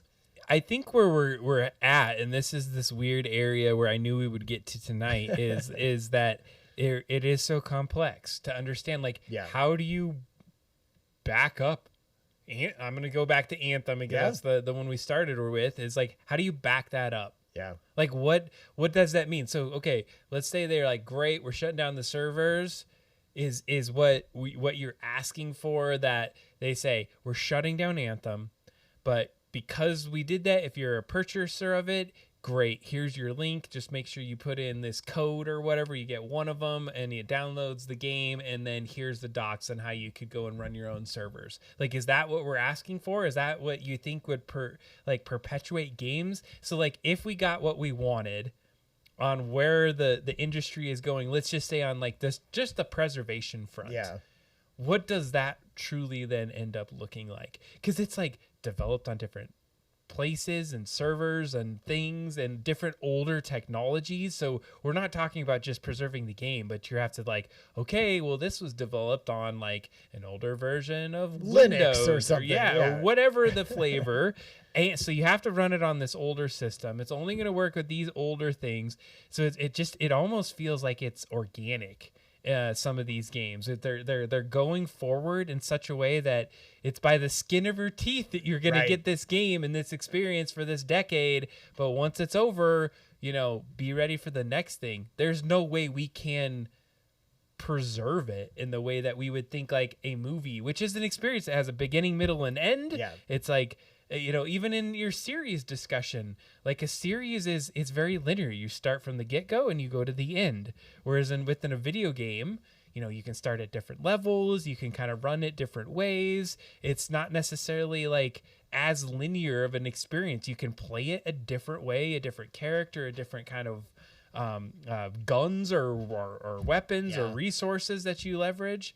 I feel like it's such a different experience than how we absorb it. It's very personal too. Like the way you play a game versus how I play a game is different. And there's different people in there and they're interacting with you in different ways. Like you said, oh, what would you do? Would you take, the game and just allow you to play it offline? Well, like if you play a game like World of Warcraft offline, like that has nothing to do with the game that it actually is, right? Like you need the people in there, and that's what makes it dynamic, and that's what makes it fun, and that's what it does all this stuff. So then if the only thing that you can get is kind of the shell of it that has no people in there, like that doesn't it's not a good representation of what it like was before. So I agree. Like I feel like we're sort of in a place where you really just have to think about games sort of as being an ephemeral thing that is so complex and so interactive that it makes it hard to think about it and archive it in the way that like we could with other types of media. And that's just because it's a cool interactive new version of this. Now, I do think we should be trying to like single player games. Like, there you go. Like there are plenty of games that should be archived in a normal way that we would normally be able to do it. So I still feel like I don't want to let every, corporation who is making video games just completely off the hook because it's a harder problem than getting a archive of Jurassic Park the movie.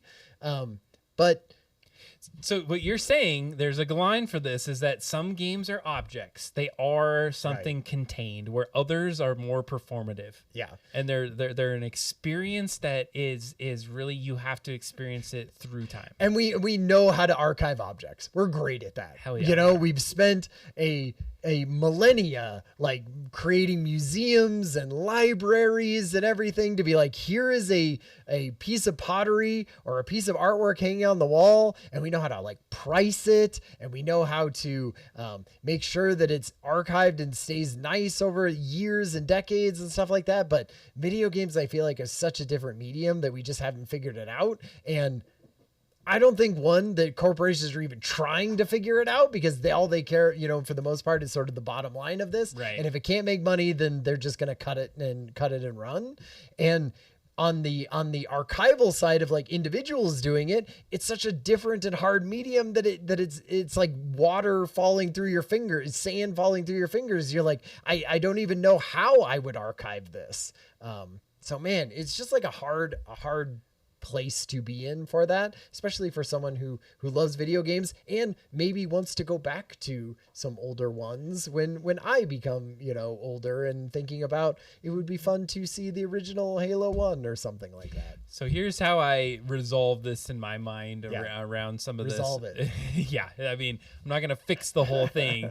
It is that like we go into the object discussion. I think that there are going to be these moments we should be preserving those experiences that can be like a solo campaign, a very story driven arc. And yeah, you can spend 100 hours in that. And I think that's going to be important. But where I think we're also going to start to see, or like at least what I would love to see more of, is more breaking up the monopolies and starting to have a lot more competition and building some of those experiences that are more of those shorter term games, those campaign games that you can go and have an experience, enjoy it, and walk away from it.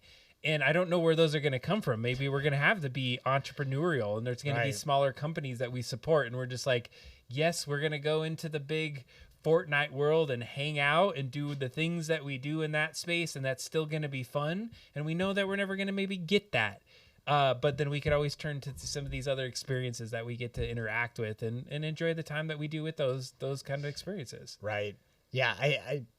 My sort of ending thought when I was thinking about this is I was like, man, I don't see an easy way to archive or bring any of this stuff together in an easy way to make it so that we can enjoy these games. And it made me think like, you do have to think about it in some way ephemeral, of like the things that you are playing, you might not be able to, and just like look at it in the moment and enjoy it in the moment for what it is, sort of like a play, you know, where you're just like, I'm looking at it in the moment and there's people around me, you know, at a play, and maybe there's a baby crying, or there's like, you know, I went to dinner beforehand and it was like an experience that I had, and we just have to think about it sort of like that. And push for things that we want to save archive, but just know that like it's not going to be the same as movies and TV.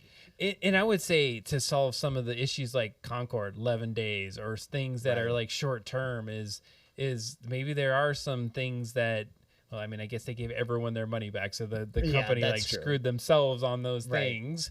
But like some barriers or some insights of like, we're going to have this game, we're going to dedicate X amount of years to this kind of experience. By you paying for it, you are going to get this. We promise not to revoke that license based off of this, or you get a refund. And so that there's a little bit more of buffers on either side of it. We're not feeling like we're sold short. You know, we can play GTA 6 for the next 60 years and it will be all great. I feel like we're video games are such a complex field to be in, and that's what I took out of this. I was like, oh man, like I usually can see a way through this, and I did not. It's so great. When we were doing this, when I first came in, I was like, F these publishers, man, just make this stuff so that like we can play it afterwards. Like you're just being lazy and greedy. And then when you start seeing about it, you're like, man, that is a huge amount of effort to be able to have an end of life for these games. And so I get it why they're maybe not investing that money into it. So anyway, yeah, it's tough. Thank you for this conversation, Adam. I feel like, I got that video game bug. Like I've been playing video games. They're great. Video games are amazing. It's, so hopefully we can have a healthy industry around it. Well, and I think that what we got to do is we got to all jump into making our own games. Making our own video games. Which I think that's maybe on the horizon, because if AI does get to this point that it's as good as we're thinking, $30 trillion valuation. There you go. It's going to eat up that video game industry. So, talking about video games. Yeah. Skull Bobs, I got the bug to play and do some more on that. Nice. And so I played through that game recently. Our original, and it took me 35 minutes to get through the game. I felt like that was a really good playtime for like a small game, and like went ahead and built out like 4 or 5 more levels. Man. Oh, and then I worked on the boss battle on our game. Ooh, fun. And which was one of my more fun moments, because I had this vision of like a 3-stage boss battle. Yeah, cool. And so I did it. I got it figured out where you jump in and you have to shoot the boss. You know how when you get into like some first levels, like you shoot the boss and it really doesn't take any hits initially, but you have to like pump enough in there for it to like activate the actual boss battle. Yeah. So you go in like stages, like bosses have stages. And right? I made 45-degree angle shots of a gun that you can get. Nice. And so you shoot the thing, and then it's like, I'm pissed off now. And then so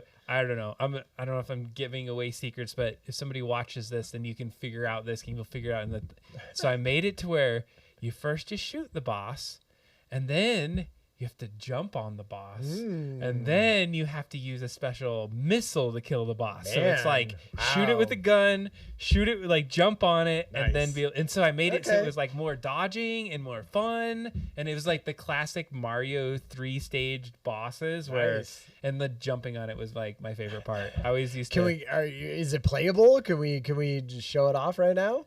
Oh man, I probably could. I don't have it on this computer though. Well, we'd have to go in the other room. That'd be okay. Right? Can I play it in the room? I probably could. I'll go. We should try. We should try. All right. You go get things set up in the other room, and I'll vamp for a second. It's gonna be quick. Okay. Nice. Well, that's good. Oh, look at this little Milo kitty walking around behind me. Look, where is he? Right there. Ah. He's gone.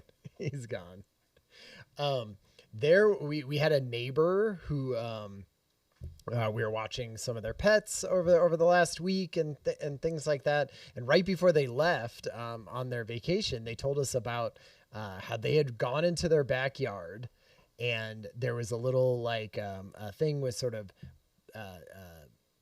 like lawn furniture, sort of cushions and stuff like that in a box, and they moved them off to the side, and it moved, and there was a giant wasp's nest underground right underneath where the box was holding these things. And the way that this woman described what happened next, I was like horrified. So she was like, basically what happened is I moved this, and then I just sort of heard a loud bunch of like, it sounded like a weed whacker. And I was like, what's with this weed whacker? Who's weed whacking next to me? And then she was like, I just saw all of these things flying around me and stinging me. And she got stung 54 times. They were chasing her. She ran through the house. It was super intense. She was like, if I was allergic to bees, I'd be dead right now. But she basically sat in like a whole thing of ice water, and the bees were like stinging her, or the wasps were stinging her. She ran inside the house, and her husband was there, and her husband like hosed her down with the shower thing, and that was the only thing that scared them away. And then they killed all the ones that were inside the house. I was like, that was intense. That is I heard this story today, so it was pretty crazy. All right, come on over. Come on. Okay, I'm gonna use the restroom and then I'll come in.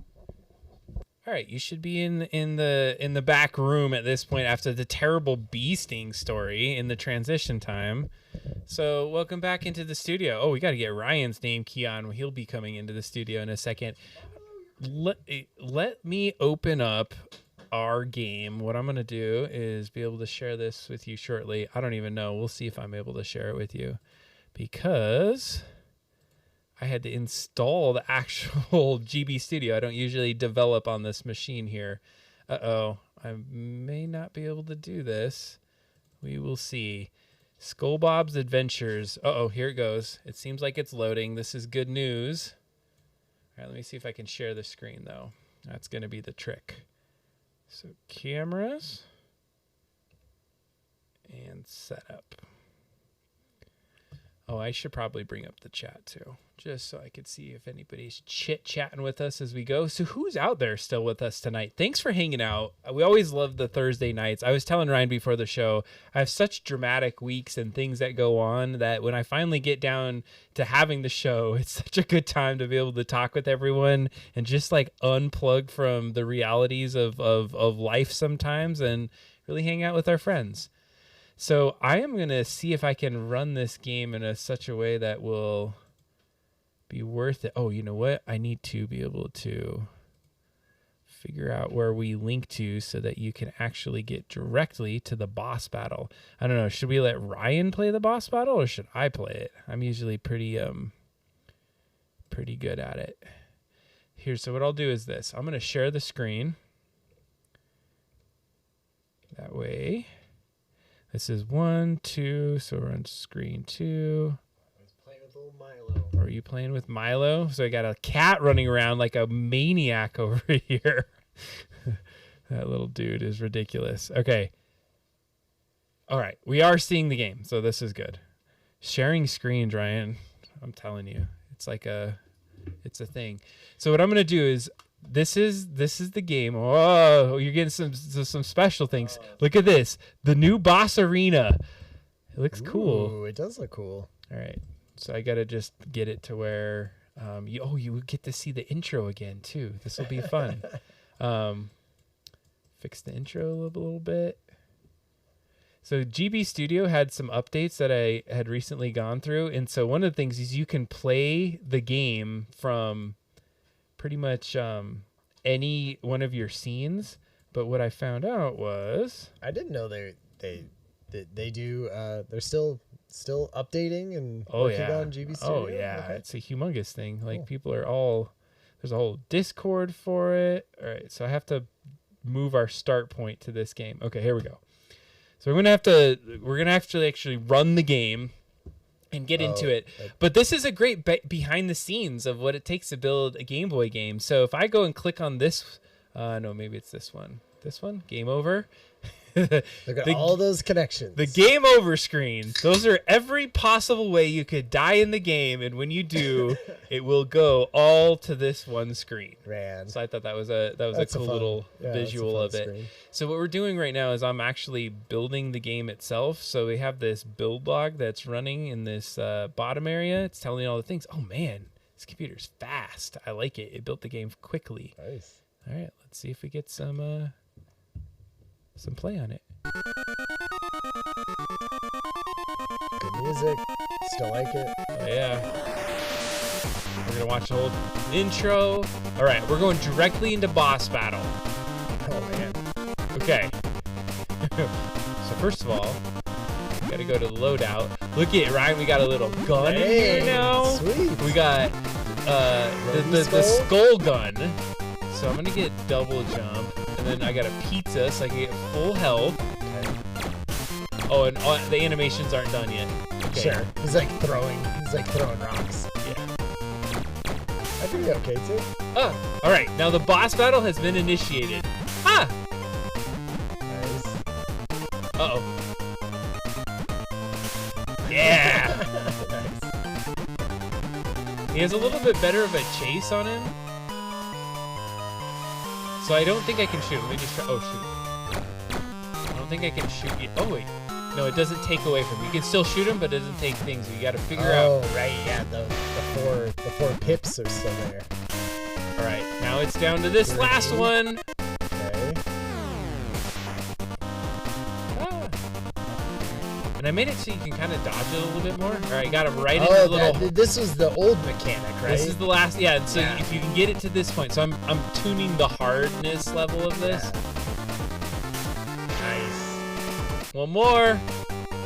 Yeah, Yeah, load boy. it in. Come on, boy. Ah! Nice. F you. Yippee-ki-yay, alien trucker. We got a little. Oh man, cool. Nice. I don't know. I like it. What'd you think?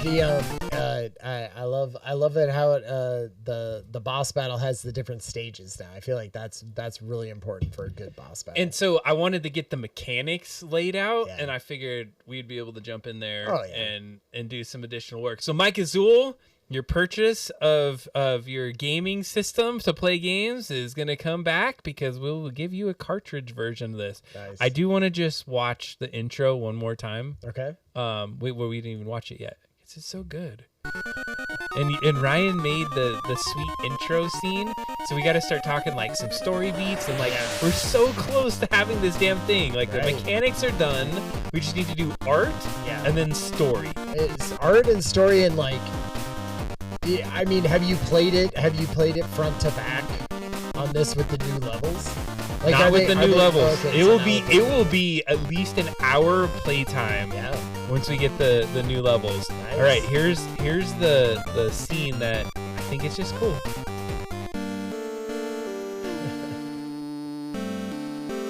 Looks so good with the clouds and the parallax scroll.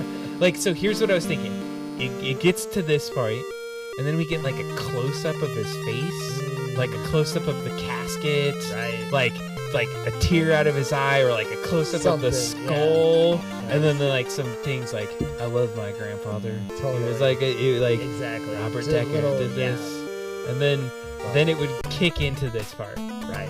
which looks great. Yeah. So the thing that I had been working on a lot was first the map Ooh. dynamics look really good. Looks good. So I apparently put a Is that door a door? there. Yeah, I need to fix that. So Oh, hey, I mean, they got to get back behind the bar at some point. yeah, that's this. I thought this screen was really cool. You could save, you could load your games, you do that, and then so items. This was the other thing. We got to populate with the story. Right. So We have the whole story, don't we? Like, don't we have a bunch of items that we said have- we were going to? So we have, and this is where you collect your other items that you would have. So yeah, we do have a story, but I wanted to I want to show you one part then, since we're playing games, and we're gonna play some Halo. Yeah. Mike Azul said, question, does Romy live in the bar in the brewery? I would say yes. Like, he lives sometimes with his girlfriend or fiance, D, but he definitely has a place where he crashes at the bar a lot. Ooh, nice. This is the secrets. Yep, you gotta. So I gotta fix some of this, but see how it looks a little different now. Yeah. Like it looks kind of like cooler. Mike Azul said he needs a pallet bed somewhere in the warehouse. Totally. I picture it like a back room that's sort of an office or something that he has just converted into. I got new enemies, Ooh, Ryan, so is you that- can is jump that on their the heads, Oh, nice. and then so there's some enemies you can That looks keep good. there. That looks So you good. have these like different like cool rooms you can go into, and like some of these like levels, like right here, I think you. Okay, no, you don't. Oh yeah. So you have your little like. The lid's in the pot. I just threw the lid in there because I was like, I can't remember how I did some of those pieces, but it's kind of cool because you're like seeing all these rooms you can explore. I made it very Yeah. Metroidvania. It does. It's very. And then Metroid. once you get a gun, which I don't have, like it has follow on me, so it's trying to get me. Oh, I see. You can jump on its head. That's really good. It looks good, Looks good. but that was a good one. He just jumped on its head right away. So this is one of the. Oh, this is. I remember this. This is the level. It just looks Yeah. better now It's because like the, actually put some. Yeah, exactly. It's the basement, right? Oh shoot! I'm gonna die. Oh, because once you get in that water, if you stay into it for I think it's like a second, it takes a health. Oh, that's around right. you. That's right. 'Cause it's like sewage. You don't want to be in sewage. All right, let me just see where this takes me. Yeah, it's like runoff from the pretend beer factory. Yeah, that's what it was. So I did build the brewery, and so there's some areas Nice. that I haven't even built, like places that you can go into yet. That's good. Let's see. Anyways, I'm not gonna take it all, but that looks good, right? Totally, There's some different updates. Love it. I think it's looking great. Nice. That was amazing. Skull Bobs, it's coming. It's coming back. I love it. How would I be able to tell? Wait, say I had that screen, here, the new sort of version of it. Should we show that? Yeah, I mean, we may as well, especially just because I have a question about it. Okay. So let me just explain it this way. One of the things about GB Studio that I've not been excited about was how a limitation, let's say. A limitation is a great way. Studio. Is that you saw like the cool map that was in GB Studio. I was like, I want a way to print that. I want a poster of it. Yeah. And I was like, well, can I use AI to like somehow pull that out so I could export a PDF of it? And I was like, maybe there's a way to do that. And so I built, I would consider it a plugin probably is the best way to do it. And it's this way to take your existing world and then load it in a little web browser. Here, I'll just do it over here. So open the folder. So everything you just saw, this application made by AI goes into the file structure that was created by GB Studio and pulls out that game world so that I can visualize it better. Mm-hmm. And my big thing was I wanted to go in here and like organize it in like a cool way. And then you can like go and look at some of the worlds, but then you can move it around and organize it. And when you're ready, you could export it as a downloadable document. And then I built some ways that you can like have portrait version, or here it is up here. So you're like, I want the wide version, or here, watch. Here would be the frame if you printed it out on A3 paper, or if you had like the tabloid, and then you go and put your things in it so you could print it on something specific. Nice. That's fun. So here's the question I had. Say I would be interested in not only doing obviously the visual, artwork, pixel art for it, but also just kind of like, here's where they're all connected, like here's where things would show up, because that's kind of how you reveal the story is what things open other things, Sure. Things like that. So when you're having these connections here, this is more like you going in and being like, this door goes to this door. Correct. Right? Is there, how would we map out like how the actual story plays out of like, it goes here and then it pauses and then there's the word bubble that comes up and stuff. Is that like, do you picture that being sort of like a separate, I don't know. Didn't we have like a Google Sheets document or something? Or the mural board. Mural board, yeah. Miro. Yeah, I think that could be a feature. We could add like a little note section next to these or something. Like maybe in notes would be, like in this world, when you go here, like I wanted this first to have like an ability to map all of this out and look like, how are we going to get to this place to this place? Totally.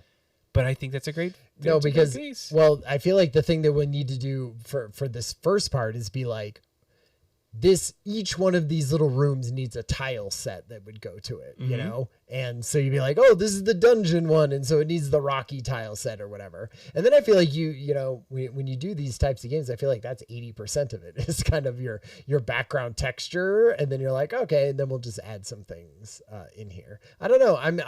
I like seeing it like this makes me more excited to be working on it, and even just understanding what I should be working on. Well, the whole goal with this was we need background art. Yeah. And if we could at least get that staged up, then what you described of, okay, how do you get in this room would be notes on like a big printed out poster. And we'd be like, hey, we should draw something over here and put a little sticky note on here and make it very manual and like getting into it. Because what I found was really hard was me to be like, oh, I did all this coding work. Ryan, check out this stuff. And you're like, yeah, what are you doing? And I was like, what if we had a big printout and we would look at it and we would just jot on it together or something like that. I feel like this is another 24-hour stream, like 2 a.m. to 5 a.m. slot is refiguring out the storyline of Skull Bobs. So if I was gonna say like what I had thought is that we created like a vault area. Oh, sorry, that's the Xbox. Yep. I created a underground laboratory that you can get into. Here is some of the brewery. Get the big tanks that they had in the brewery. We had a cellar in the brewery. Okay.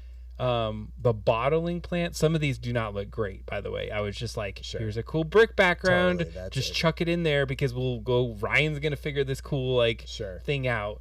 But I was like, what would be in there? Oh, there's the tasting room. We need to make that like one of those. Like, hey, if you get into the boiler room, then you'd get down into like the fermentation, where you go down into this like the sewer, and then if you get to the bottom of it, that's where the laboratory is, where did all the testing in the lab or something. Cool. And then the vault is where you kept all the secrets, and it was like all these secret underground kind of spaces. So pretty cool. I love that. No, great job. I feel like this is a much easier way for me to digest it. And we have a mansion, Ryan. I did a mansion. There was no. It's not. It should be like the top of the bar. What did we? There was like the loft. Yeah, like he owned the entire, or he just had the grandfather had taken over the entire presidential suite or apartment above it. I was imagining that it was like, here's the cool alleyway, and on either side of the alleyway he like owned all the buildings, and so like the breweries on the left, and then like all the housing mansion, or what do we want to call it, like crazy suites on the right. And it's like he owned like the block, you know, is how I think about it. Like bought out the entire block. It does manufacturing of the beer, brewing of the beer, shipping it out. That's where he lives. That's where, and then you could just fill it up with stuff as you want. I feel like we're getting close to it. So all right, we're gonna play a little Halo. We gotta play a little bit. So if you were watching us last time, we got how far? We beat one Sergeant Johnson chief level. Did you beat the game yet? No. Did you get through it? No, but I have been playing more. Have you been playing any of the campaign? I beat the entire campaign. On do you want to give me? I just beat Assault on the Control Room. I will give you one thing of a hot take overarchingly. I felt as though the game in and of itself was okay. Like I feel like definitely didn't feel AAA on some of the animations and things, but I had a great time. I will tell you one thing I loved was the new flood level. Oh, interesting. I think the library was fun. Nice. And okay. Did you hear any spoilers about this? If you're out there, I'm gonna maybe say a spoiler about the 10-year-old or about the 20-year-old game. About the library level. Oh, okay. Did you hear about it? No. Do you want to spoil you? No, I actually don't. Okay. Because it's 20 years old and they added something new. Oh, okay, nice. That's all I'm gonna say. That is good. I do. So my hot take so far is basically, I think it looks great. Yeah. I think it doesn't play as nearly as fast or well as the original Halo game, or any of the ones that stayed in that same fast and well. Like, give me an example what that means. Here's an example. I think the reason that they didn't put multiplayer in this is because you know how there's a multiplayer. The thing in Halo 1 multiplayer is basically you're gonna throw a grenade. Okay. Then you're gonna shoot for a little bit, and you're gonna run in and you're gonna punch. And that was like the entirety of it, you know? And I feel like Halo lived and died a lot of times in the way of like, I'm going to throw a grenade. It's going to soften you up a little bit. I'm going to shoot. I'm going to run straight at you and shoot as much as I possibly can. And then I'm going to hit you with my gun at the end and kill you off. And that's how I play still, like a majority of the campaign part of that. Sure. And I feel like there is a pause or a slowness between switching weapons with it that like doesn't even allow that to work. And so I bet they would have gladly put multiplayer in it, but I just feel like it doesn't so you play log as into well. it first. Wait, where am I? Yeah, you're gonna have to. Oh wait. Okay. You'll be nomadic banjo. Sure. I don't know. I don't know. I feel like it played pretty good once I changed the damn controller. That was one of my big things. That was is it. I haven't changed anything. Yeah, But I am having fun. It's like Halo is a fun game, and so I still feel like that. What is the 30 seconds of fun that you just play over and over again? You feel like it's there? I feel like it's still there. They would have had to screw it up real bad, I feel like, to take that away, but I guess they could have. All right, so go ahead and hit A. Because then because I want you to be first player, I'll be second player. All right, now I just need to join. Wait, how do I join? Bonus? Wait, how come it's making me do press A on the second controller? What? Wait a second. Yeah. It's funny, it's like, how do you log into these games? I should have backed this game up. I watched the stream of Adam and Ryan. They said that was important, so I'm going to get out my zip disk and back this up. All right. Bonus?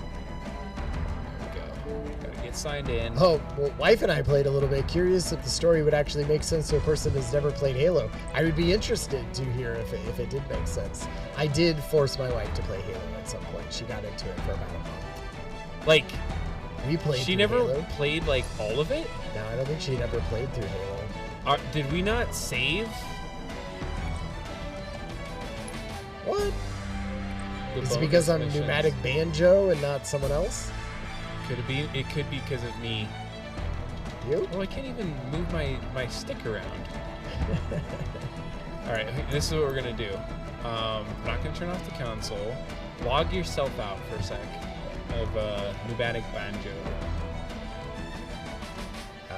Just Sign out. pick a different one? Yeah, So- click sign out. Sign out of pneumatic banjo.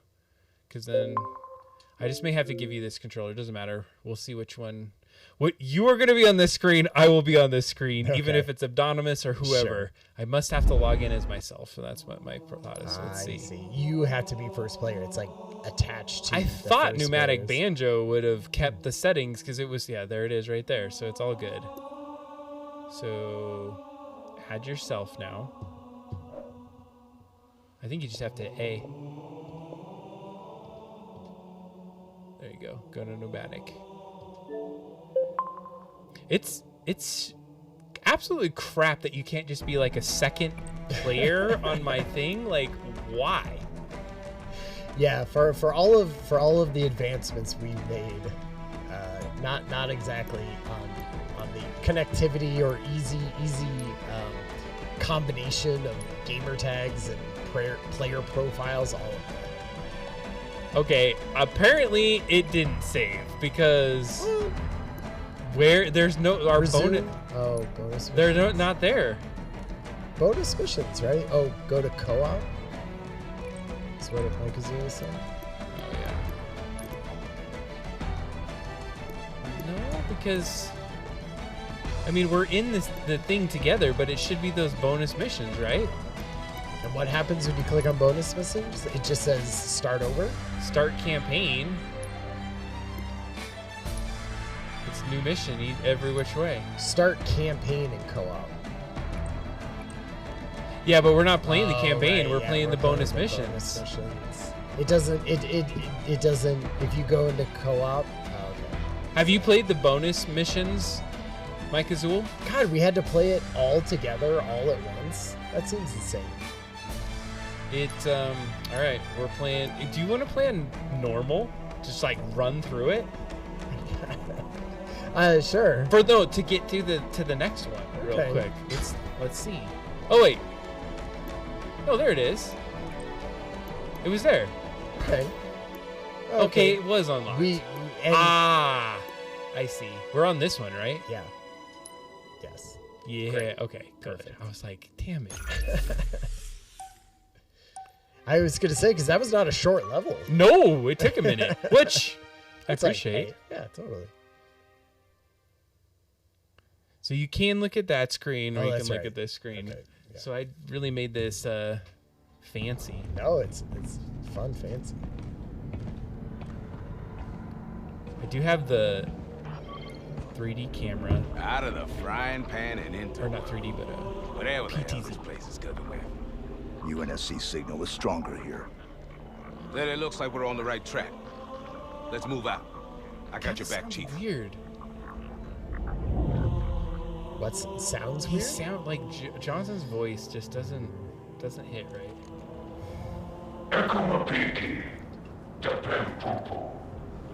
Well, that doesn't look friendly. Wait, I'm on the wrong one. Okay, I'm on this one, right? Oh, are you? You're anonymous here. Okay. There we go. Doesn't matter, I guess. It doesn't really matter, but. Well, this is why it matters. Check this out. Oh. That's like fancy stuff. Fancy Come shit. on now. Wait. I gotta We're show my twitching. We're twitching Kazul. now. Check this out. Just so you could see like what we're doing here. There's the kitty. Oh yeah, there is the cat. Oh crap. Damn it. This isn't gonna be as cool as I thought it was. Okay, we're gonna go back to just playing. I was gonna use the PTZ, but then I gotta close out a window and do all this other stuff that I don't want to do right now. Okay. Basically, I had to split the game in OBS and then make it so you could put it on individual screens and be very complex. Man. It was fun. I want to punch this. Oh, Yeah, King. I'm gonna hate this because it's on. Oh yeah, this is on your weird. Weird or awesome, Ryan? Oh, weird. Okay, here you take this. I have a way that we could fix this. And I'm gonna just do this. Bear with us just one moment. Player 1 is who? Trienemy, and you will be on that screen. Player 1. Wait, move your character around. Uh-oh. Can you see anything? No. Okay, there we go.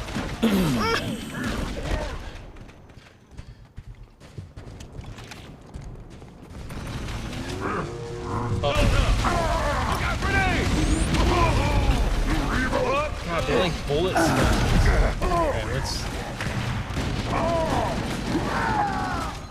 Good shooting. I think you're gonna just have my name. Doesn't matter. That's fine. Alright, fair enough. Take it. Yeah, and I can play the other I can't. too. You can't play it that way. You're throwing grenades weirdly. About to get killed. That's alright. As long as I can run around. Okay. The cover is near That release. was an interesting noise.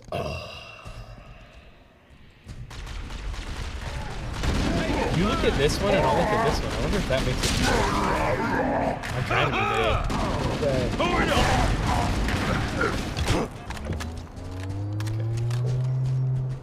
I'll be better at sniping than I'm trying to be. Oh, I threw a grenade. I'm sorry. Hopefully it balances. Let's move to the next signal.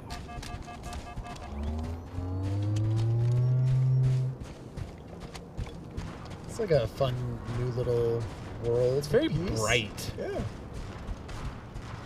So what were you saying before? Like you can't punch or? Yeah. So like the switching of weapons and going into like. Oh, I see what you're saying. Like when you do there's like a Jeep up ahead. second of it. Like let me there. load the Yeah. gun. I know exactly. and it kills me all the time where I go in to punch something and I just like can't punch and I'm like and it just that extra half second. It's the difference between me getting killed and me not getting killed. It's a skill issue.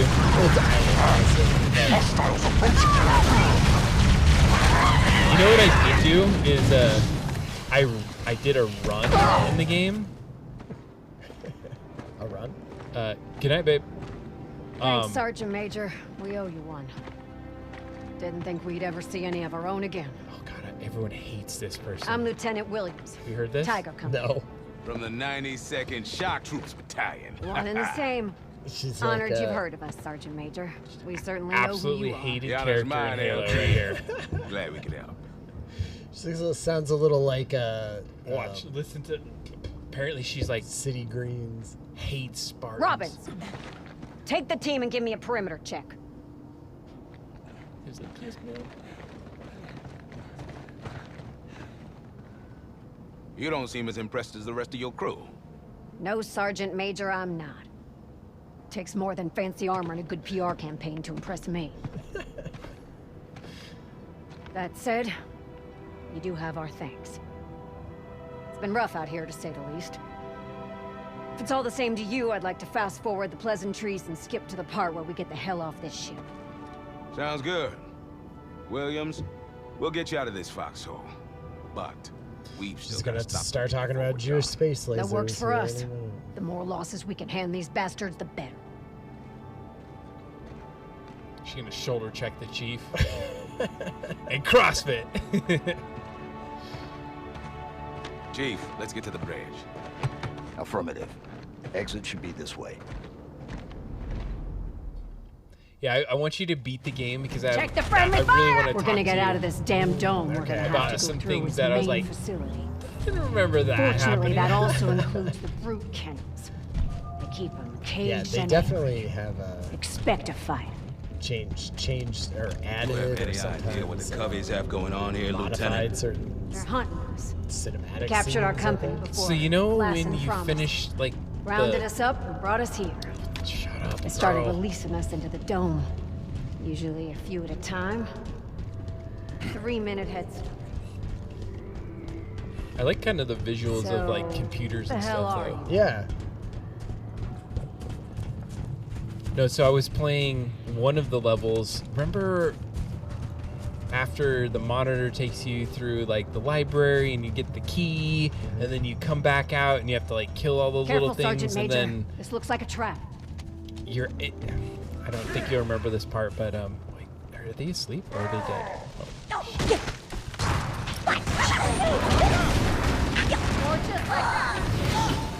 There was a few parts in the game where I was like, oh yeah, there's that hidden little space where they hid like the gun, and it's completely gone. It's not there anymore. That sucks. Move in a new position. And so there's some points where they kind of took some fun away. PR machines had some use after all. Thanks for the assist. Yeah. I also feel as though they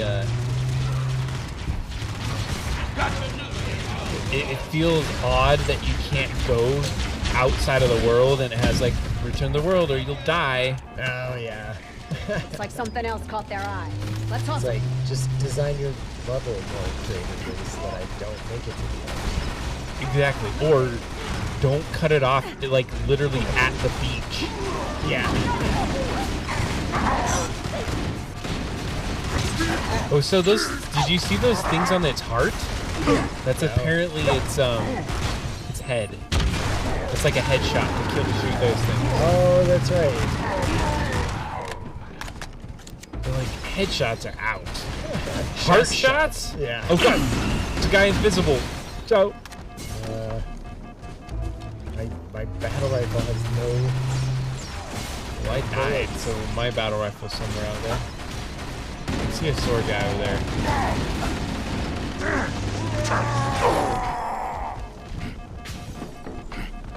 Punched He's him. gonna kill me. He has a punch in him.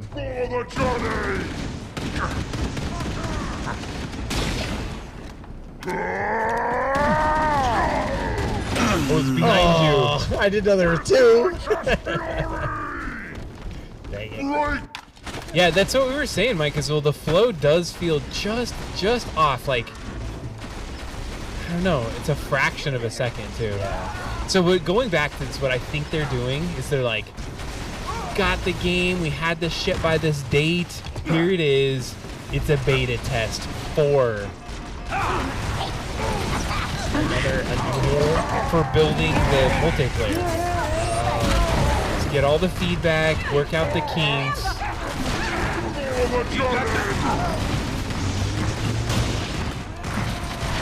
Oh, this guy. Oh, there's another one. Oh, he got me right at the last second. Button went down.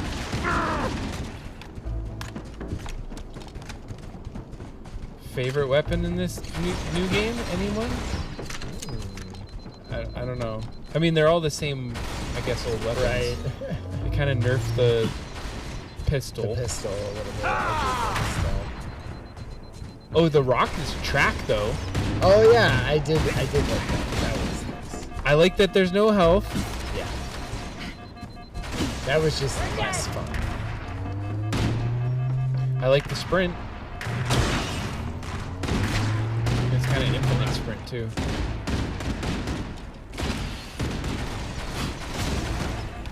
Tiger Company deserved a better effort than this. I had a glitch where I used the sword and it was at 0, but the sword was still there, and I was able to like still punch with it for a while. Nice. I was like, not great. Good job. Oh, and then some of the enemies just disappear. Totally. Oh, I've had enemies that just stand there. That's the place. Like, They're on we'll lockdown after we run broke up out. against walls, you know? And I was like, come on. I was like, you And- already solved for this. Yeah, exactly. And I was like, you know, this used to be a really fun part where they would flank me and do things, and I would be like, oh, this is really hard. And now you're just like, guy gets stuck in half the thing, and like, it showed you how much that didn't happen in the game, right? It's like, that never happened. Nope, not that I remember. Oh, sniper.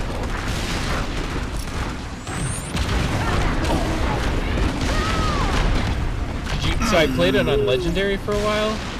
I don't know, man. Not fun. They just like drop so many guys on you. Right. It doesn't. It feels lazy, is what it felt like. It Yeah. didn't feel like strategic, and you had Right. to do things. You're just like, oh, I just gotta kill 20 more guys Yeah, now. exactly. Now it's 7 elites Oof. instead of 4. And some That's like the place. main Halo They're on players are like, lockdown after we fix broke out. freaking Legendary because Nathan! it's bad. Under fire! Get down!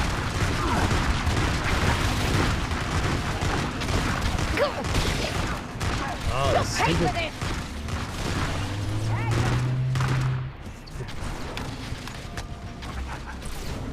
Turrets. Oh, shoot. Oh, man.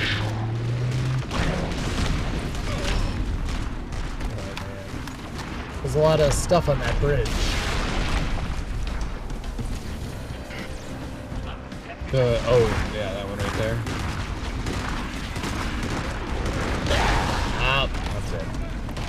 One other thing I was noticing is that I hijacked a Banshee, and it didn't like jettison a guy out. He just like they just spawned the guy behind. Lame. Yeah, I know, it was bad. Ooh, flying off the edge. That was fun. There we go. You were or No, was it- you were. Yeah. Nice.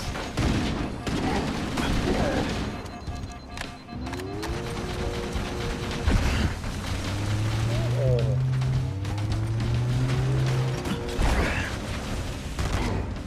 What are you up to tonight, Mike Azul? You still out there? Oh crap. Oh, that big old. Oh god, there's a guy in a turret. He is still up. So you said you were playing this, Mike Azul? Oh, what a punk. Is it elite in there? Yeah. How many times do I have to shoot it?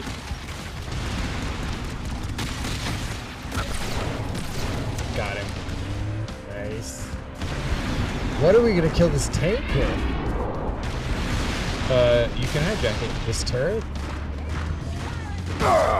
Or he can kill me. I think co-op is fun, but it feels like there's too much going on. Oh shoot. That was a camping spawn kill. But there's so much like little like nuanced stuff. Yeah. Sometimes it was really hard to see. It just what is even happening? Totally. Wait, did it just restart us from really far back? Yeah. Did it? That's the place. Original Holy crap. hardware, After we 24 broke out. hours stream. Great! Party crap. More contact! I can do that. I have it.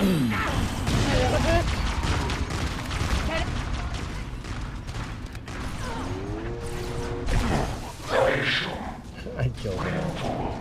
We should play like a level on the OG and then a level on this. Right? That'd be fun.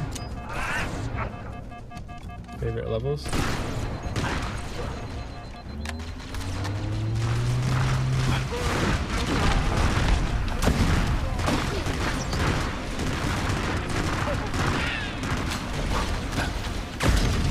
Ooh.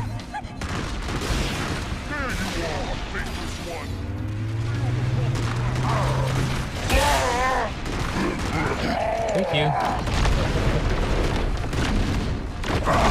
Oh, I dodged all of them in that last one. Boom.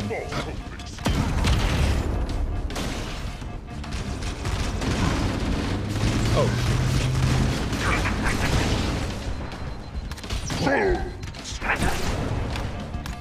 Did he just say sniper? I think he did. Did he?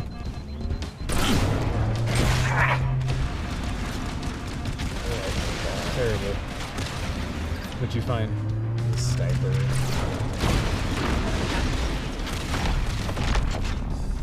Okay. Do I have a grenade? Cover me.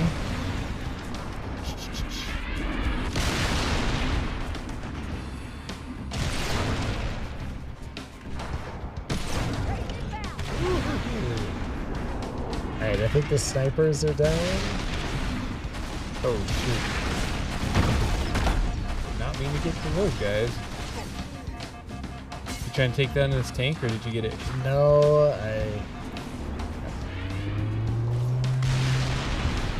I'm afraid to get in the turret. She's gonna shoot me again. Where is it? Dead. Nice.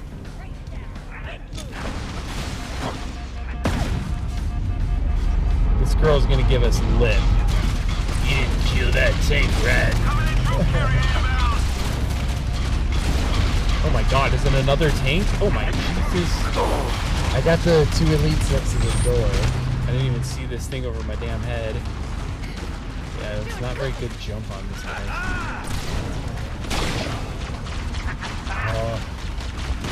Did you ever play Zombie, Mike Azul? That was a fun one, like swords and zombie. Basically, one person had, what was it? Like everyone had swords, but then there was a zombie that would go and try to kill you. I couldn't remember which way. And then in the original game, you had to then switch sides or change the color of your thing, and then you would eventually get down to one final human. And I think they made it like just do that automatically. They just made the game after that into 2, I think even. All right. I was hoping there would have been a scores on this. Good. Yeah, that would have been great, or even just number of enemies killed. It seems kind of lazy. There was an issue with jackals earlier on. Hear about that? Like you'd shoot it through its little thing and it wouldn't kill it. Oh, right, or like through the little handhold. Yeah, they were like, it just didn't work. And people were like, what the hell? Yeah, like that's how you kill those things. How do you do the game? Man. Laying down some fire. Johnson's just taking his sweet ass time hacking this thing. He don't care.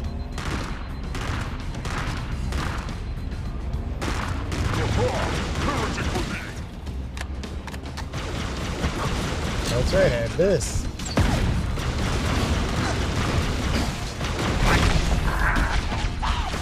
I feel like Mike Azul had the same kind of life that we had. I remember bringing old Xbox and CRTVs to random people's apartments. Yep. That was what Disturbed. We'd go to Disturbed's house. Yep.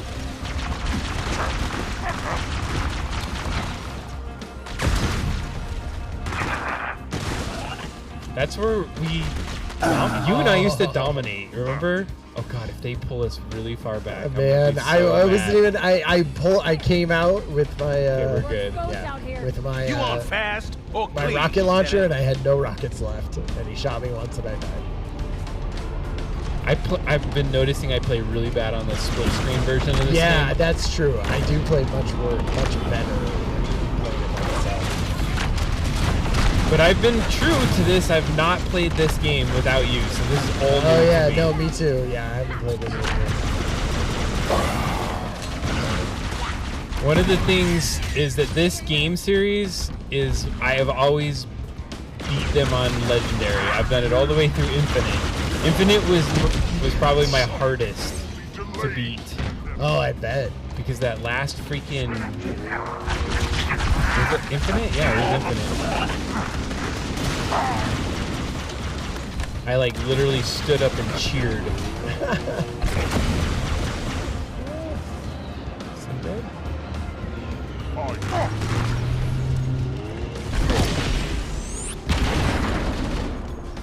Okay, he's dead. He's dead now.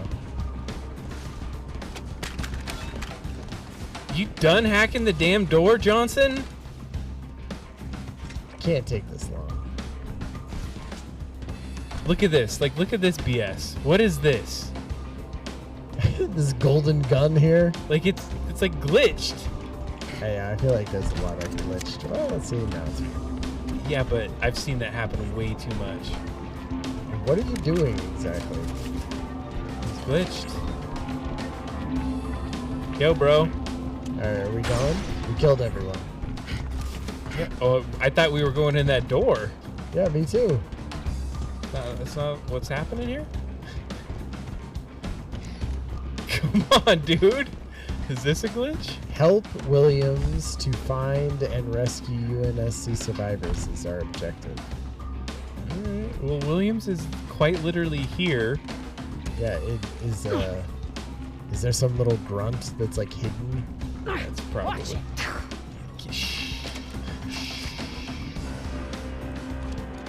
Alright, I guess we gotta just run around finding some rando grunt that needs to be murdered. Oh, there it is.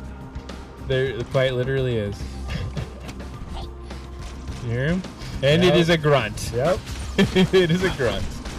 Oh my god, that's funny. There. One bullet. Now does he have his? Yep. Now he can hack We're it. in. Inside, double time.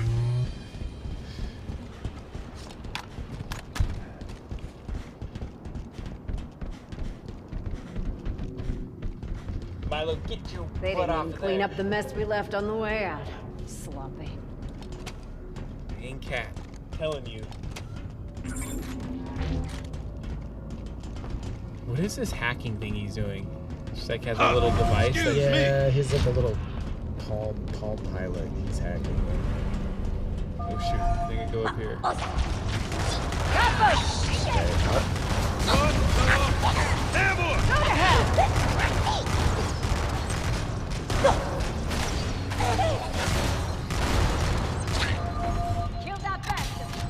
When you say you're not good at playing, what does that even mean? I mean, if you could shoot and kill things, I'd say that's pretty good. I can't.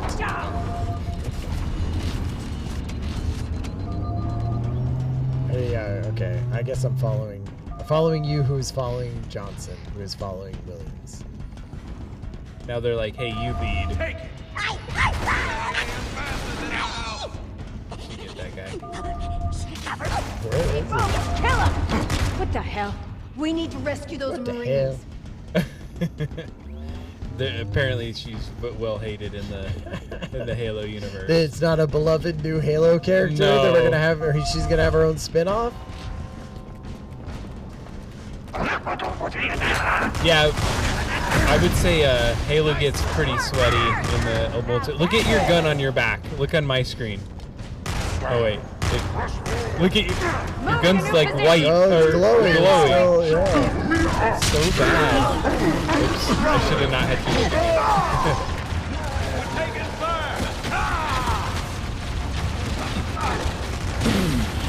Oh, that's where I was getting shot. And these brutes are just like bullet sponges. Yeah. Looks like this party's getting started.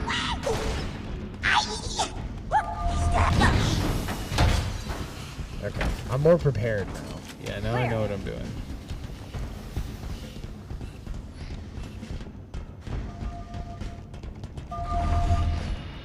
Why are they like in locked cells? Oh, I don't know. Prisoners? Yeah, is that what this is? Seems like it's a prison. Damn it, he let the birds out.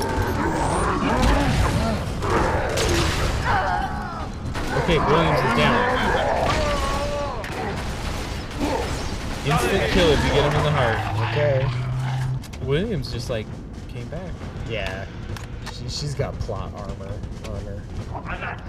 I kind of hate that she comes back and like gets spawned. I think that's stupid.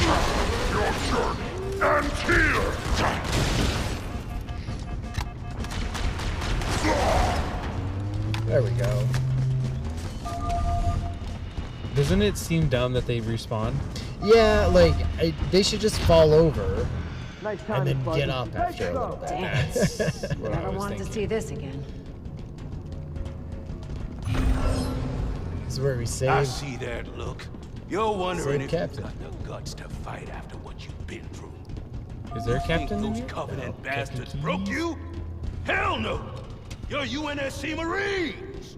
You've endured the worst they've got, and you're still breathing. Marine boy. Not bad, Spartan. I'm almost starting to believe the propaganda. Damn right. All right, Chief, what's next? We make them pay. Careful. What's going on? See, look at your gun. I don't understand why that's Watch doing it! Yeah, it's weird. that. Glitchy. Texture didn't load correctly. Looks fine on my screen.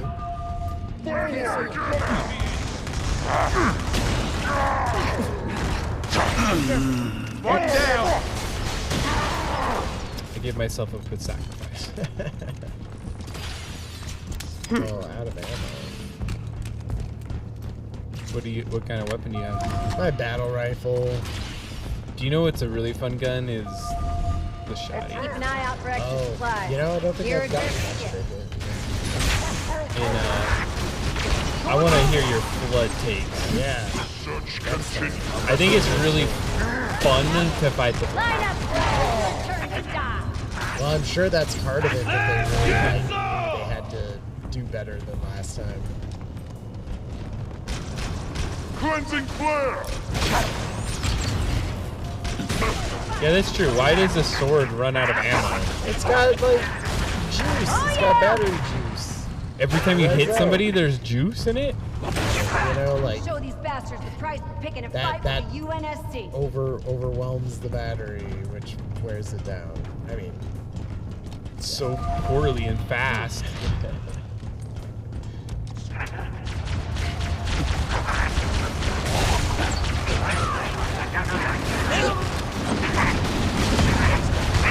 Moving to a new firing position! Ooh, I love how they just That's the way. flew. Yeah, it is.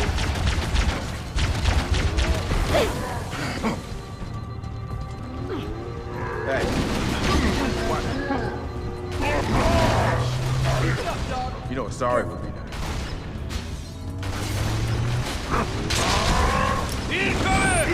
It's like he overloads when you shoot it. Finding shelter from their periscope! oh, just out of ammo. Taking fire from He got punched down. That was me! You do that. All clear. Sorted that guy. That's fun. Still fun. It's like that's what I'm talking about. That 30 seconds of fun. I see are more reasons to put a stop to whatever it is they're doing. Are we back outside? Yeah, I guess so. Chief, I have eyes on a Covenant HVT. That one butchered our Marines! Which an HVT? Yeah, I don't know.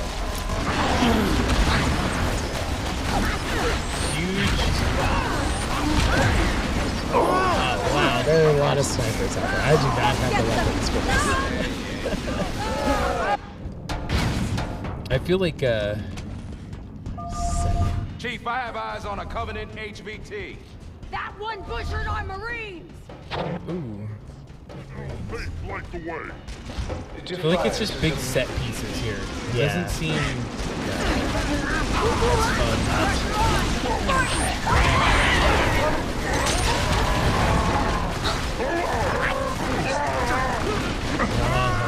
happen? He's fighting his own guy. Because they go crazy. Once you shoot that little heart thing, they go like berserk, He and then they fears just our kill might anyone. and conceals himself. Here, the enemy is located. Under attack!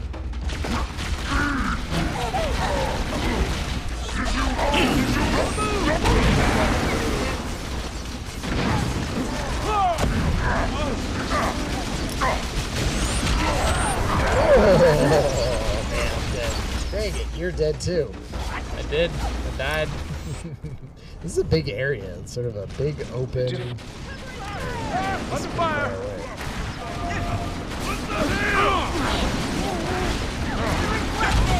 I need to go get those snipers.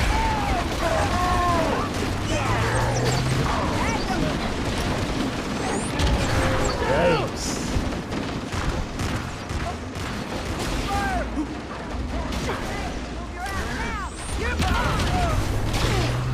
Okay. Got some good elite deaths up at the top there. 2 bullets. Need a new bandage. This is mine.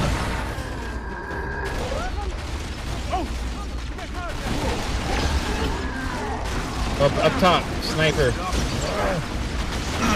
Damn it. Oh,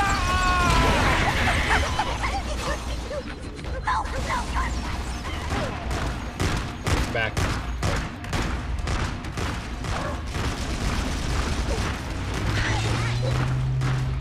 What did we play on? I didn't even remember what level type. Is it normal? Are we on normal? No. You picked heroic. I would say that heroic is definitely the most fun. Yeah. I did play it on normal. It was a run and gun fun. You could Right. punch people, See, that is like good. just like trounce them. Good times. I've died a lot this game. I'm not locked. It's harder with that tiny little screen. One of the things too is there's a slight delay because we're running it through the computer. Sure. My son, who's a expert gamer, he picked it He up. picked it up quickly. The lag on this is unplayable.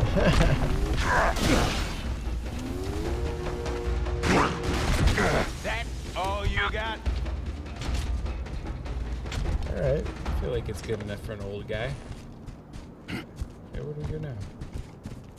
I changed all my markers and reticules to like orange and purple. That was fun. To make it easier to see, or just for fun? It helped me see better. Yeah. It felt customized and cool. Okay, we got some sort of bridge.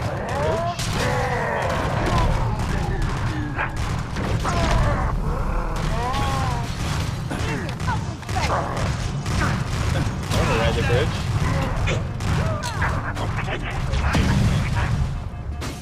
We have incoming. Clear the Covenant so we can move on. Your defiance is a stain upon the path. Who the hell is this? That panel should activate the bridge. Nope. Yeah, I haven't maybe been paying as close attention to the story as I should have been. What exactly are we doing?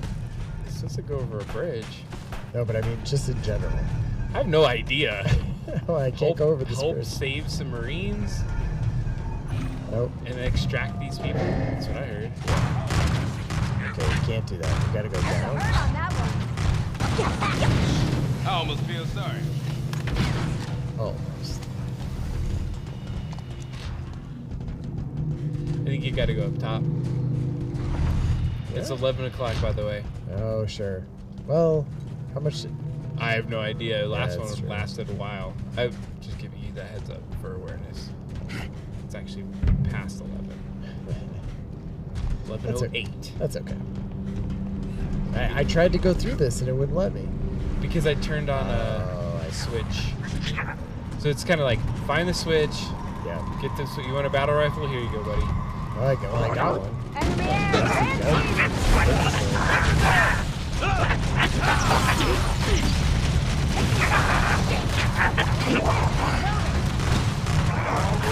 Yeah, and this one's like, This is the new levels.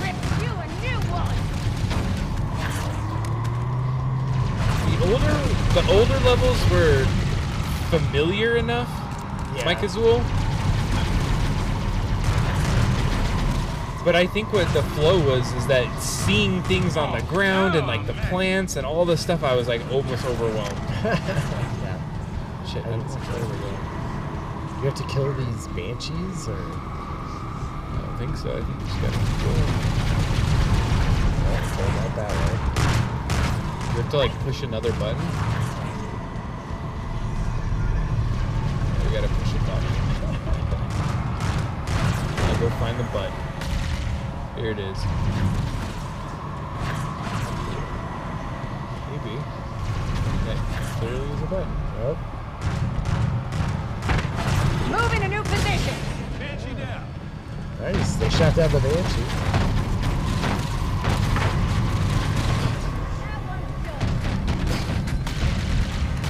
Maybe you do have to kill it. It's not letting me push the button. Who's next? Try it one more time. Adam. That's what I'm talking about. Yeah, to do the honors, Oh, Chief. you did. You think Yeah, they there made you go. Spartans to push buttons, Sergeant Major? Just talking about the button pushing. We're way ahead of you. Lieutenant, I know Spartans and Williams. Helljumpers have a history, but no matter what's happened in the past, we're on the same side in this war. Yeah, she's Look, talking Marines mad like smack. us used to be Yeah. the heart and soul of the UNSC. Jesus, like, Until we started playing second fiddle to soldiers that were built instead of born. Hey, we were born. Change where we come from. we were born, we just got augmented, bro. Yeah. Got cloned, our Fair clones were sent to our parents dead. Yeah, exactly. Like genetic defects. Like, I couldn't help they stole me and put crap in my bones.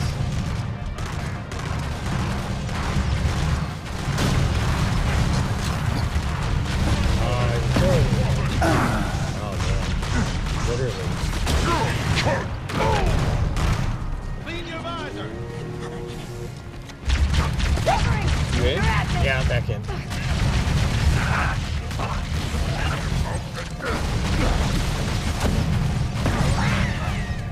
The boys back home will never believe this.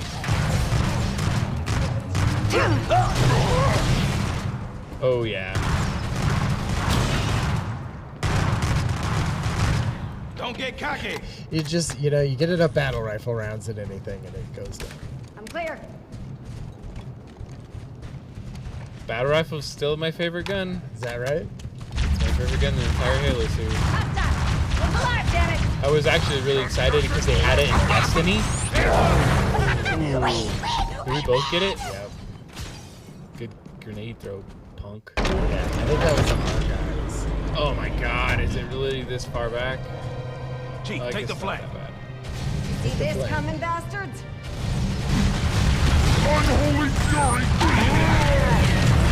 My son was like, oh my god, the auto lock or auto thing is pretty bad. I don't know.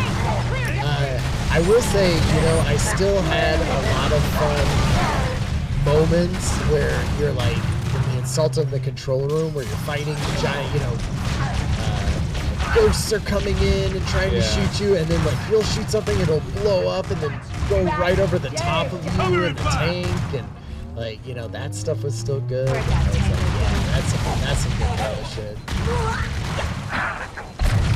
Find any terminals or skulls? I did find one skull, just on my own, just looking around. Did you try third person? No, I didn't. I did go grab that skull because you had told me to. Yeah. But I didn't try it. How do you do it? You have to turn it on? Yeah, when you start. I feel like they're trying to get people to like. Reinforcements, that's what we need.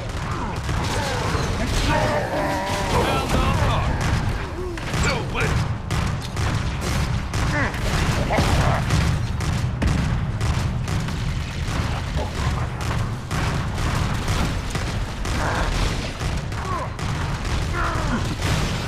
Clarity!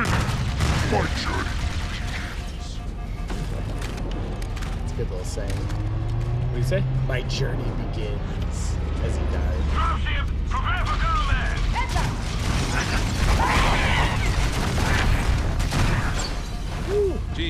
get tired of being the strong, almost silent type? No. All right. Oh, wow, we responded. It's usually an ignore. Yeah. Oh shit, I should have jumped off that edge, and I lost all my weapons. It's okay, don't worry about any of that. What? Start at the beginning there, huh? Something blew up.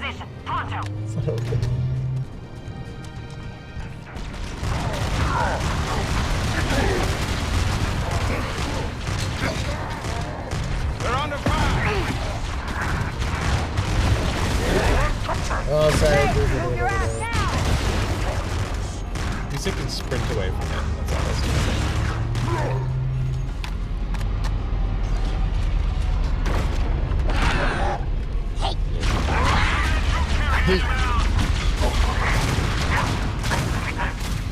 Gee, if you ever get tired of being the strong, almost silent type. Yeah, see, it's not as funny now that we have to. No.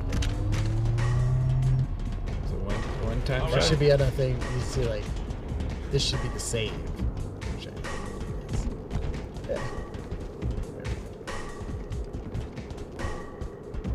Hunters? Is that what it said? I didn't hear it.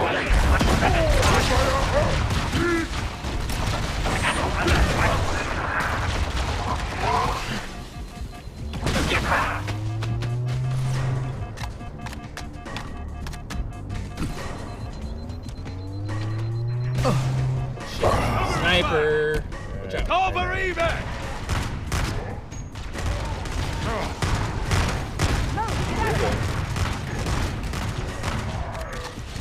Get the sniper. All right! I did.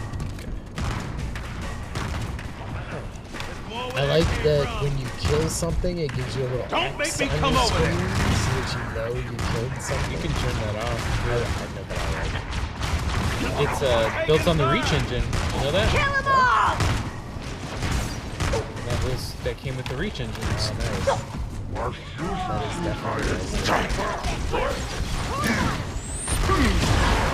Oh, I tried to punch the brute.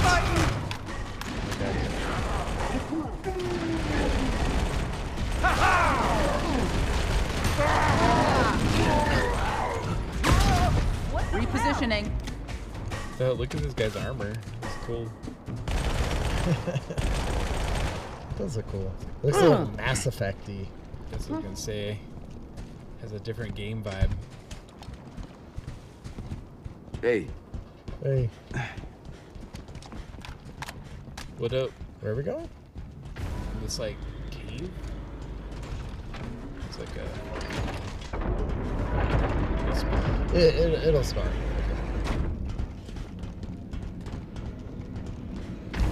It almost feels like they're like, oh, here we made this for the main game. Just kind of check it. Yeah.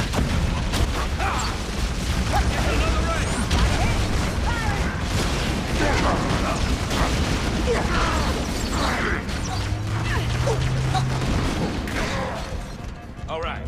There we go.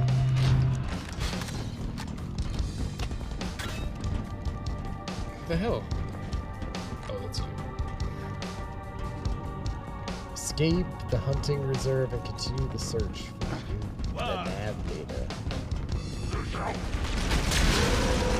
Moving to a new firing position.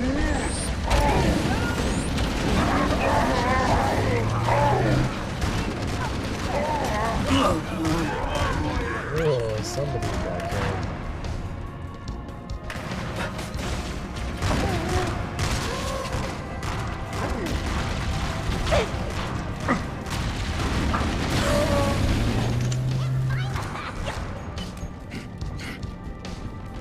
Oh, there's a invisible guy. Oh, dang it. Our Spartan Alright. went down. He got me. So, I bet we can clear this room. All right, and let's maybe clear we'll the call room. it.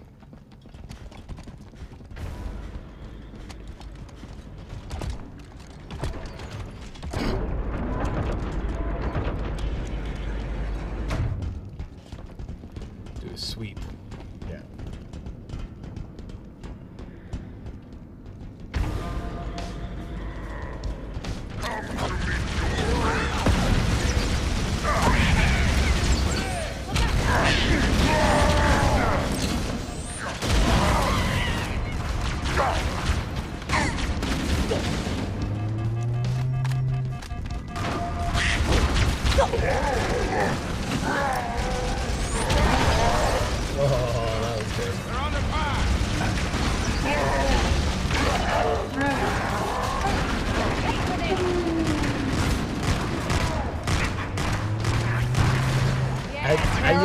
almost never use this spell.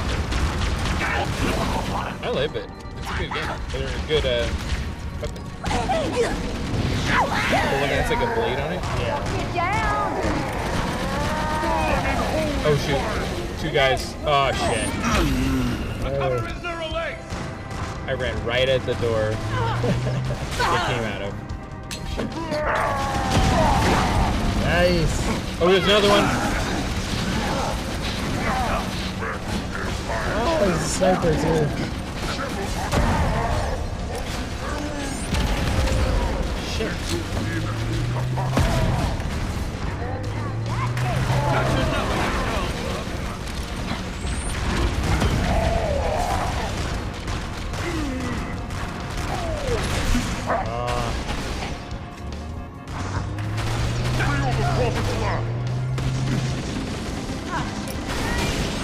Oh, you got a shield down.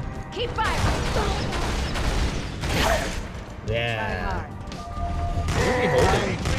Good? Burn him down. Shit. Did we both just die? Nope. There's a gold gallows in that back room. Good shot.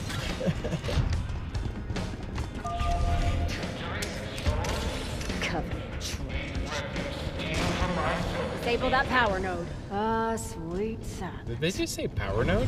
Rally at Power the exit, node. Marines. That's infinite stuff. Yeah, they're trying to bring it all in together. Oh, and now we have to run back through everything. Your cat is like playing left foot. So. Freaking cat. Freaked me out at first. All right. So, nice. what's the plan, Chief? Oh, now Get you're the my data buddy? and exfiltrate.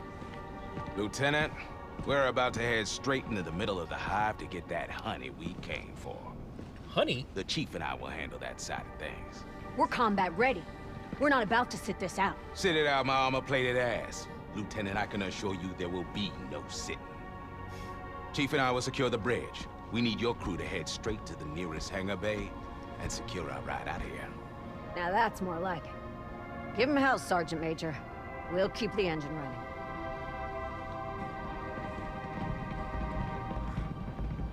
Right.